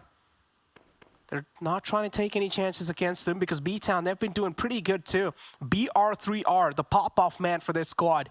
If you give this man a little room to breathe, he is going to try and take your players down. So you got to make sure you're not making any mistakes against this guy. It seems like BR3R is definitely the playmaker for the team. Anything, something crazy happens with BTOWN, BR3R always has his hands involved. And Execute, you said they're paranoid. You could definitely tell how paranoid they are. They're jumping around, trying to spot anything, try to bait something out. BR3R just a complete menace, hiding in the lurking wings. Looks like Execute's gonna try and make a quick rotation out of here to continue looting elsewhere. They'll manage to make it out. No real exchanges there. So right now, we only had one fight so far. TC is out. WallStreetBets down to 3 players, but they do get 4 elimination points. And the circle, we didn't even talk about it because the circle is so normal that there's almost nothing to talk about. It's like the entirety of Erangel is in zone right now. Oh yeah, it is. It's pretty standard circle too, so all the teams are well familiar with this one. They shouldn't have that tough of a time to try and navigate their way through. They've played this circle 1,000 times. They know how to rotate. So yeah, for now, at least in the first circle, I'm not really expecting a lot of engagements. All the teams should find themselves a safe wrap, but again, boring protocols. This final game means quite a lot for them, and if they're not able to deliver even on the final game, imagine the amount of pressure they're going to have on the second day. I mean, I understand it's just the week 1, but still, hey, if you're not going to be able to kick things off well on the week 1, week 2 and week 3 might just be a little tough on you. I'm not concerned at all for boring protocol to make top 16 after the Super Weekends to make the finals, right? But my biggest concern is this boring protocol team should be doing a lot better. Yeah. I feel like at worst, they should be like maybe top 7, top 8, like at worst. But right now, let me take a look at the scores. Boring Protocol is actually sitting in 13th place overall. And so, I mean, you have players like Spec, Acer, Carnage, Sam L, who has been playing for 4 years now. I actually went to Dubai on the very first PUBG Mobile Championship. It was called the PMSC, the Star Challenge, and they held it in Dubai. And I remember Carnage, Sam, they were both there. They were both playing over there. So it's like these players are so veteran that like you can't struggle even if it's only been a single day, because it just goes to show there's so much lacking still on the team. And I am being quite critical, but I don't know, man. When you've been a team together for this long and if you've been playing the game for this long and you're still having inconsistency issues, that's just not a good sign. Yeah. It's pretty much like we expect better out of these veterans, right? Makes a lot of sense, too. As you just said, they've been playing since a long time. We expect greatness, but nothing else out of these players. But so far, the struggle's been seen. Now, again, there might just be another factor, Zoo, where we've seen, you know, in week 1, there have been a couple of moments where some of the teams, they don't really perform in the week 1, but then in week 2 and week 3, they just absolutely slam it. And there's been times where I've seen teams do that in the SA region too. So you never know, man. Look, maybe boring protocols, they're just trying to test the waters in week 1 of the Super Weekend. Maybe in week 2, week 3, they'll just start to smash it. But hey, we're just still too early to judge. There's still 2 more days to go. Fair enough, fair enough. There is still 2 more days. Boring Protocol did do well in the league week, so they do show that they have what it takes. So only time will tell. Circle 1 about to shift into Circle 2. We see the Nova team doing another one of those huge first circle splits. Hopefully we'll be able to bring up the mini-map. Yeah, 1 player north of Pachinki, 1 player on the edge of Pachinki, and 2 players south of Pachinki. Just really wanting to get every single option possible on that circle shift. And they're literally the only team that plays like this. Playing extremely split up, super confident in their skills, like individual skills to do scouting for themselves. And with that next circle shift, kind of the question mark, where is Nova going to decide to go here? Yeah, they're still quite indecisive here. Separated out from each other. Don't exactly know how they're going to work this out, but I mean, the circle is quite interesting too, right? Because it's still keeping these players guessing where the next circle potentially might just go towards. Because I personally feel like Knights, they're in a prime spot right now. They also have the high ground to work with. And it's going to be really tough because the amount of visual info Knights are going to be having, that's going to be insane. The Knights playstyle completely opposite of Nova. I actually had a chance to speak to Tensa right before Ghost disbanded, and so Ghost Gaming used to always take Pachinki, and they played a very center-heavy strategy. And I remember Tensa asked me, like, Zoo, do you think this is the correct strategy, the right way to play the game? And I told him, I was always a fan of the teams that control the off-center edge locations, because you get to have more spacing for yourselves. You don't get surrounded, and then you're able to adjust better on those hard circle shifts. And that's exactly what the Knights are doing. They rotate in from Yasnaya, not from the center of the map. They don't care so much to have the center of the map control, not on a map like Erangel. If you take a look at their positioning, they're off-center in a strong position, so they keep a lot of their options open. So this Knights team adapting very well to the ever-changing meta that is, you know, PUBG Mobile. And Nova, I'm not going to say the center strat doesn't work, because center strat does have its perks as well, but it also comes with its own difficulties that Nova have to figure out. Yeah, I mean, everything comes with their pros and cons, right? But I like the point that you mentioned right there about off-center. Now, if you're pretty much going to be in center, you're going to be surrounded by a lot of teams. That means you're going to be paranoid pretty much all the times, and you will also need to make sure you're not even making single mistake in holding that position down. You need to make sure you're not even exposing yourself even for a split second, because you're probably going to be catching a lot of bullets on yourself. On the other hand, off-center, though, as you said, you pretty much get a lot of breathing space. You can move around quite a lot. And Knights, they're exactly doing so. Look at this. On the hilltop, they're just jumping around, looking around, trying to gather as much as info as possible. They have nothing to worry about so far. Yeah, they're just chilling. The biggest problem with playing center is when that zone hard shifts off of you, you're basically at the whim of the team surrounding you to rotate out first, so you can't make the first move. You can't do what your plan is because other teams are factoring in. Off center, though, you pretty much have a plan device for any type of hard shift, and you have much more room to work with. And as you can see from the Knights, if you only have one other team to deal with, they'll just take a fight with them, and they'll probably win, because the Knights' synergy and just gun skill at a different level.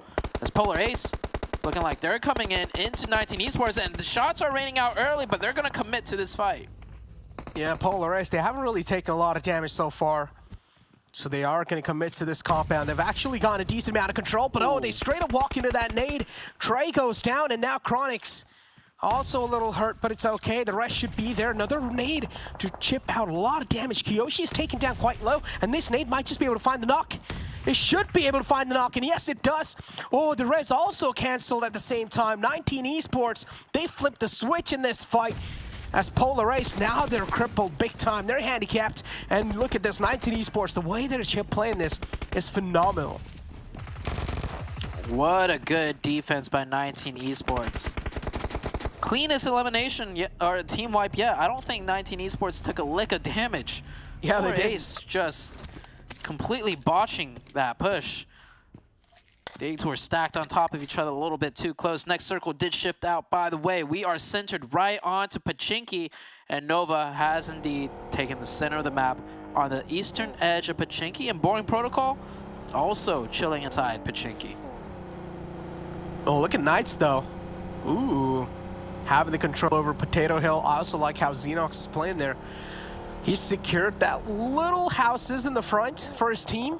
And the rest of the players are going to move in pretty much late because they know they have the high ground and also the edge of the zone. But I'm going to hold on to my words for now because we did see a skull-cracking shot with the Kar 98. And then another knockout to pretty much reply from the side of 19 Esports with a grenade. So Vamp 2. Trades for now are pretty much equal. As it's a 3-on-3 situation, Vamp as well will need to try and get the fallen man back up. But 19 Esports issue, he's quite pushed up. Ooh, that was a close one. Extremely close one. 1-for-1 knock trade, except 19 Esports will get their revive quicker than the side of Vamp. Vamp struggling right now to try and readjust to this aggression out in 19 Esports. 19 Esports looking better and better in this fight. as they're getting multiple angles and sandwiching in the side of Vamp. Yeah, look at the spread too. I mean, the spread will have its pros and cons, but for now, Vamp, they're struggling quite a lot. Their mentality isn't really in the right place to fight this. As you can see, Mayo 2 rotating now. Vamp, they're going to start to clutter up. And as soon as that happens, 19 Esports positioning, it's going to be perfection because they have the couple of players in the back to make sure none of the Vamp players are overextending themselves. But Lazarus too, I see them on the back of the hill. They might just third party this. Isaki or Kiseki right now trying to go for a solo third party, which is absolutely fine. When you have two teams locked in an engagement, you don't need an entire team to third party. Just one player is enough. So Lazarus controlling that northeastern side of the map. But it seems like Vamp is going to have a successful disengagement from 19E. Almost maybe a missed opportunity out of 19 Esports, but they don't mind because they already picked up 4 points onto Polar Ace. So they're okay with Vamp trying to run away. And we're already heading into the next circle shift. Will it center onto Pachinki? It goes a little bit south of Pachinki, but this zone in particular, we're in for one wild ending. Oh, we are. This is going to be really spicy too. Look at boring protocols. I mean, you talked about this. The circle kind of shifted away from them, and they are being trapped too because look at this. On the left is boring. It's pretty much BTOWN, and then on the right, it's Nova. How are they going to move out from this? It's going to be tough. Boring protocol will need to try and waste a lot of time here and hope that the teams on the left and right, they pretty much start engaging in a fight and they start taking a lot of damage, and that's when maybe boring protocol will try and convert those hurt players into some knocks and maybe potentially some elim points. But yeah, you do see BTOWN taking a lot of shots. 2 players have already taken down. So boring protocol, that's good news for them. They will be able to pick up some elimination points and hopefully keep that side of the circle clear for themselves. BTOWN down to 2. BTOWN, the playing team that could put up a fight even with just 2 members. My God. Carnage with a beautiful nade. There we go. Doesn't even have to look. Knows where to throw it. Sprays the smoke for some extra added security just in case there's a team member or enemy player hiding down in there. Nova holding down the eastern side of Pachinki. The Panthers trying to take this watchtower right next to the Execute team. Execute doing a 4-man split at each house. They will probably have to end up pushing this if the circle does shift on up. Lazarus, meanwhile, takes the center of the zone position in some nice little trench dips. If you've ever watched games of competitive on Erangel in the zone, you'll be familiar that there are some interesting spots left in the zone for a lot of teams and players left to play in. For now, my eyes are locked on Lazarus. I mean, right in the center. And if you ask me, I do not like that spot. Like, I literally don't, because you're also going to be a center of attraction. So Lazarus, they're going to have a lot of eyes locked on them. I do want to see how they're going to play it out, though. As boring protocols, they've found a knock, or they've found an opening for opportunities against 19 Esports as the elim gets confirmed, too. So that's good news for them. Alucard, the only man left alive. And he is the right man to stay alive for his team, too. So boring protocols up so far. They've been doing phenomenal. All 4 players off. They haven't even left Pachinki. They're just chilling. But look at the amount of teams that has surrounded boring protocols, and that's making me a little nervous. That's the problem with playing center zone. Those few zones earlier, when you get that hard shift, you will get surrounded by teams. But as long as they're able to keep this side of the Pachinki clear, they'll be able to use that open way to rotate. Execute and the Panthers caught in a stalemate. We have 44 players still left alive, and just look at this map. Every side of the zone is covered, and there's a lot of 4-man teams still up too, so not many of these teams are too hurt. They have a full force to work with, depending on where the next circle goes. Oh man, Knights though, they're in quite a tricky spot, not gonna lie. This circle, yep, I expected this circle to actually shift here. So Knights now, they will need to fight their way through. It's not gonna be an easy rotation for Knights without a doubt, because Mezexis on the right is gonna cause a lot of issues for them. Look at Nova too, instantly they sent one man in. It's Shifan, who's trying to book the slot for the rest of the team. As Knights, they're also trying to do the same thing. Tensa all the way in the forward, but Mezexis, they're just charging forward with full force against the team in the front. As Execute, they decide to push in against Panthers. Panthers, a team that has been doing quite great, but the nade connects right there. Opening found, and now Execute, they're going to look to capitalize on top of it. Oh, Pappy coming in for a little bit of a surprise, but the trade answers right back. Good job by Execute. And you were saying this is going to be a tough fight for the Knights. Actually, in my opinion, that's going to be a super easy fight because they have control of the compounds and they have sightlines on the trenches. So they're going to easily clear out that northeastern side of the circle for themselves. And this late into the game with Knights having 4 up. One player went down. Dominate that western side too. 4 bros down to just one player, Leon. Hiding in the shack, and the shack not even in zone. This 4 bros team we saw had some promise in the league week, but also another team that's really not getting the best of it. As WallStreetBets full sends on in. And there goes the trades, the teamwork is there. And Xenox kept back at the buildings, like I said, keeping cover and maintaining control over this area. And the Knights, well, they make it into this next zone pretty easily. Got a little bit more ways to go, though. They're not fully in the circle, but they'll manage to get in. Yeah, Knights will need to fight their way through, as I mentioned, and that's what they're exactly doing. They're able to win their engagements. I shouldn't have questioned them in the first place, honestly. But yeah, Nate's lopped in. Yeah, that was my bad. I shouldn't have just questioned them. But now they will need to try and go through another wave of enemies. It's going to be Mezexis this time. Mezexis is one of those teams that like to stick to each other. So, Knights, they might just have a little tougher time, or I'm just doubting them again. No, they're not. It could get a little bit tricky depending on how good Mezexis' nades are. So far, Knights haven't been able to find an opening. And the Knights don't have too much room to work with on that edge. But just as I say that... Oh, no. If you can't find it with the bullets, the Knights will find it with something else. And was it actually Nova that got the knock? It was third party, yeah. Well, no matter what, things always work out for the Knights team just because they're that good, even if it's another team somehow helping them out. But the next zone is about to shift out. Everybody just got to where they wanted to go to here. And the next circle shifts, centers up once again. Lazarus. That spot's actually pretty good. It's got a deep indention dip. The only team threatening them right now is Boring Protocol, but Boring Protocol themselves struggling quite heavily. Yeah, 2 players have taken down. There should be a res, though, from Spec, so for now, things should be looking decent, or at least they should be settled down. But if you talk about teams settled, one team is definitely not settled. It's going to be Mezexis, because they're being pressured by Knights over and over again, and they still need to make their mark inside the next zone. And Knights, now they realize the depth of the situation. They know they need to charge in as quickly as possible. There's exchange from both the sides, but no connections found just yet. Knights, they're not able to find the mark, but they're finally going to whip out their vehicles, and there we go. Here comes the send-in moment as Xenox is going to lead the pack. Coops in the back, too, is going to try to provide some cover fire, but oh, they found themselves a little battle to work with. Hopefully this battle does not turn into a blood battle. Oh, yes, it does. The opening's being found. Chico goes down.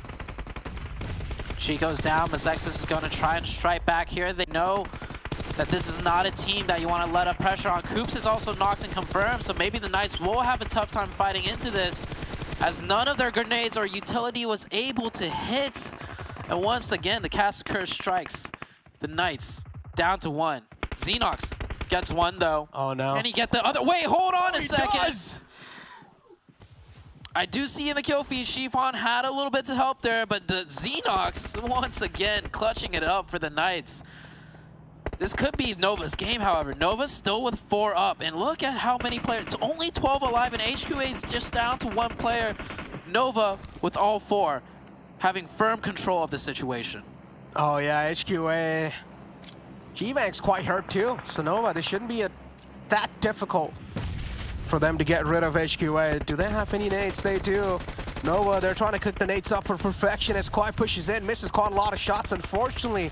HQA will capitalize on top of it. Are they going to try to get the second one, too? They did, but Shifan turns around and slaps him right in the face as Nova. They're going to win this engagement. Now they're down to a 3-man squad as Kindness, too, has been knocked out.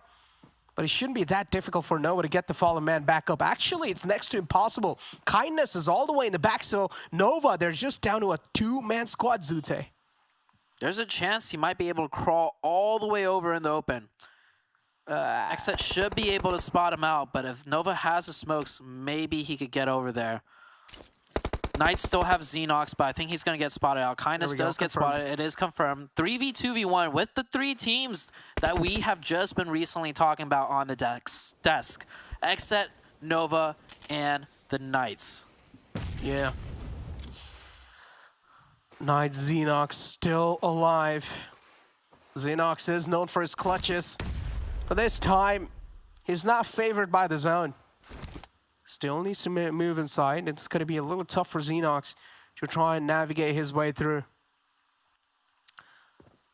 It has came down to a complete stalemate as XSET, they have been so consistent in the final 3 games. Again, 3 players alive. Xenox's position known. The buggy's tires also taken out, so now the buggy's pretty much useless. Xenox is trying to create a little smoke pathway for himself to move in forward. With Nova and XSET both in the zone, all eyes are pretty much just focused on Xenox. They're going to try and take this player out before they do their engagement.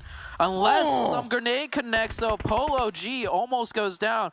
And Shifan actually getting very close. That Molotov might be good.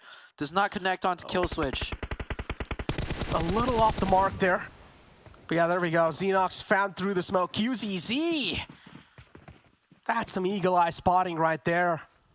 Xenox taken out. Now it's a 3-on-2. Nova, they have the capabilities to try and flip the switch. As XSET, 3 players alive in the front. We've seen all these 3 players are capable of a lot of things. We haven't really seen Polo G popping off though, but he does a great job. 2. JV and kill switch. These 2 players slowly and steadily sneaking in. Polo G2 on this angle. He's keeping his position unknown. Spots out QZZ in the front. Instantly whips out the UMP for the close range. Polo G's position is crucial here. He's pretty much holding the off-angle flank, making sure Nova don't get any positional advantage. 3v2, I believe all the utility has been used. A pan being thrown out by J-Way right there. Hey, you never know. Yeah, throw everything you have. You're out of smokes, nades, mollies, flashes, throw that pan. It could connect. Shifan. So close, right over the edge. But the zone shifts in a way where XSET's going to have to make the first move. QZZ's already readjusting back down to provide some support cover for when Shifan is pushed over the top of the hill. But there are some smokes. This is huge for XSET. They're able to cut across some sight lines, and here comes the push. Oh, here comes the push, but Shifan, he's not mobile enough, so he's not going to be able to dodge those shots. He is a prone man in the grass, but QZZ is trying his best to flip things over. He's trying to fight back 2 players in the front, and he's all by himself. It's a 1-on-2 situation. JV is going to go for the res. Things are still taking quite slow from the side of XSET. Oh, I love the discipline out of XSET. A lesser team might have got overzealous and just 2v1, so they're going to go for that reset, and they do. Now it's a 3v1. Kill switch actually goes prone to stall. XSET playing this as carefully as possible, but QZZ, this is the guy with those insane crouch peaks. Look at how fast he's moving. He gets another one, but Polo G gets the med off, and if they did not stop that fight midway through to go for that revive, we might have seen QZZ get another insane 1v2 clutch. QZZ, by the way, just want to throw it out there. He's playing on a higher ping than the rest of these players, but for some reason, he's looking faster and crisper than everyone else. I don't get it. I don't get it, Necro. Like, the movement, the peaks, the crouch spams, like, it's looking like, you know, the way Coops was playing. Like, these players on the phone are cracked beyond another level, Necro. Dude, we could have literally seen 2 clutches that could have potentially won them the games. I mean, first we saw Nice pretty much getting close to clutch it out, and now it's Nova too, doing the same thing. But overall, XSET though, gotta give props to this team. 3 games back-to-back, so consistent. And XSET, they're pretty much showing why they were the champions in the first place. Yeah, XSET is back. They're back, but are they here to stay? Because XSET has always had those consistency issues, right? If we want to go look back to last year. So we still got 2 more days. Really excited to see.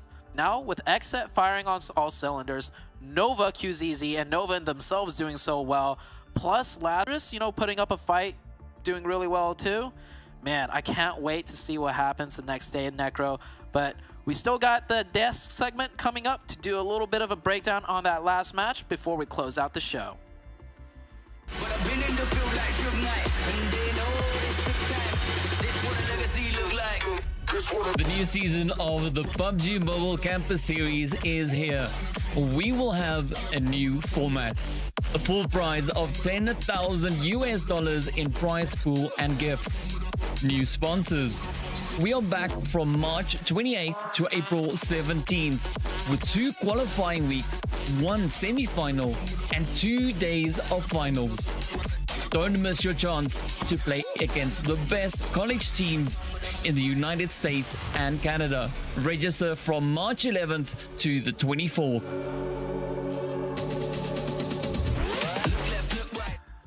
Woo! What a day here. First day of this super weekend, and we've just seen a roller coaster of emotions, right? You got Hoops absolutely cracked out of his mind. Nova coming up huge. QZ, I mean, just going nuts. And then XSET here at the end, getting them chicken dinners when it counts.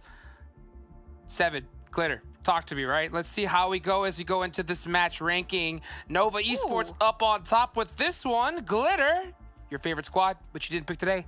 Talk about them. You know, Nova had the bounce back we were hoping for when it came to adapting their play from league play to Super Weekend. We knew they were capable of it, so I'm not that surprised. XSET really going for that placement point strategy there for that chicken dinner, only wiping out the last 3 players that they needed to. But HQA7, yes, I did not realize that they had 10 elims by the time that they went out. 10 elims, and not only that, I mean, a good amount of placement points as well. And this is what I'm telling you, HQA has like those flashes for a team that they're almost there. Not quite, but they're almost there. And another team that has actually surprised me with their fragging power, 19 Esports, they were able to put up 7 elims too. And then towards the end, we got Polar Ace there. Hopefully my boy with the mullet can bring it back tomorrow, and they'll be able to show a better performance. Yoshi, gotta come up big. Gotta come up big here. So take a look at the winners graphic that we got right here. Look at this. Knights coming up with the first chicken dinner. Nova getting 2 of them, though, for today. That's looking pretty good there, huh, 7? It is. This was a team that I chose today for a reason. Ladies and gentlemen, that's right. No, but overall, I like what I saw from Nova. I like that Shifan also stepped it up in a big way when it came to Miramar. In that last Erangel, though, I felt like he could have done a little bit more. It seemed like he took a little bit too long to shoot. I'm being nitpicky here, okay? Nitpicky. Also, was it Exit? I think it was Exit that won the last one. Yeah, it was. I mean, yeah, they did. Well, they did. Yes, Nova ended up putting up the most points, though, on that one there. So they ended up getting that kind of like, you know, well, I guess the leftovers from that chicken dinner. The Knights in the overall ranking, though, of course, ending up on top after day 1. Glitter, what stands out to you here on this first page? I mean, obviously the Knights at first place, there's a big point gap right now, and if that's the type of performance we can expect out of the Knights over all of our Super Weekends, then they are going to be most certainly putting themselves in an insanely solid spot for the finals, because don't forget, all the points that our teams have been accruing here over this Super Weekend are contributing to whether or not they qualify through to finals, which is where these teams eventually really want to go. But then moving on down the list, what we see towards the bottom is almost like, with the exception of Lazarus, it's that little bit of a flip where we've got more of those placement point heavy squads and lower on the elims until you get back down to the bottom and BTOWN. This is like a big disparity in those numbers, 7. It really is. I mean, if we go all the way to even Boring Protocol, I mean, look at them. They're currently being able to put up the placement points, but then you mentioned it, BTOWN Esports being able to put up 17 elims, but only 4 placement points. We've seen this over and over again in previous seasons with different teams, and if they're just able to narrow down the placement points and find that good balance, right? That's not what you want to have. You don't want to have a huge discrepancy of just one. Find that solid balance, maybe start getting some chicken dinners under your belt, and you could be there within the top 5. Well, it's going to be hard to be able to be on that top 5 when you got the first place team literally having more points in total than the 5th place team. Double. Look at this, though. Coops. Crazy damage. Crazy eliminations. I mean, Glitter, just talk to us more about this absolute champion. See, we were talking about this when we were watching that last match, and all of us knew that it was going to be Coops up here yet again in the MVP section, and that's back-to-back now, if I'm not mistaken, right, Seven? MVPs for Coops. So, I mean, right now, Coops is on a tear. However, I know we need to talk about Coops, but I feel like his performance today would not have been possible without the coordination that he and Xenox had together. Yeah, I think the duo, the powerful duo that we've been expecting for a long time, it's now starting to clutch up even more, especially Xenox. I know Coops had an amazing performance today, but I feel like Xenox was being able to be huge help for that team too. And what's crazier to me here, and I'm looking at the stats, and I'm looking at Coops' stats, is we're seeing him being able to clutch up just big time. Glitter and Hot Jukes, take a guess, all right? Don't look at any stats. Just take a guess for me. How many more... He has 19 Illims, right? Take a guess. How many teams does he have more Illims than them? At least 8. At least 8. He's got more Elims than at least 8 of the teams. 4. Okay, you say 8. You say 4. It's actually 10. He has more or equal to 10 teams. That is ridiculous. Well, see, I thought you meant like, okay, I said 4 as in all 4 players of Boring Protocol. My bad.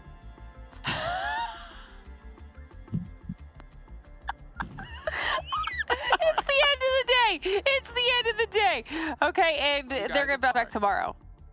Yeah, we need to see them bounce back. Come on, guys. Oh, man, it's so crazy to just see this just landslide from these squads. I mean, I was looking at Twitter and I saw HH24, right? He was like, man, it's like almost like watching scrims here, right? Because we're seeing some of these top teams. Is he playing?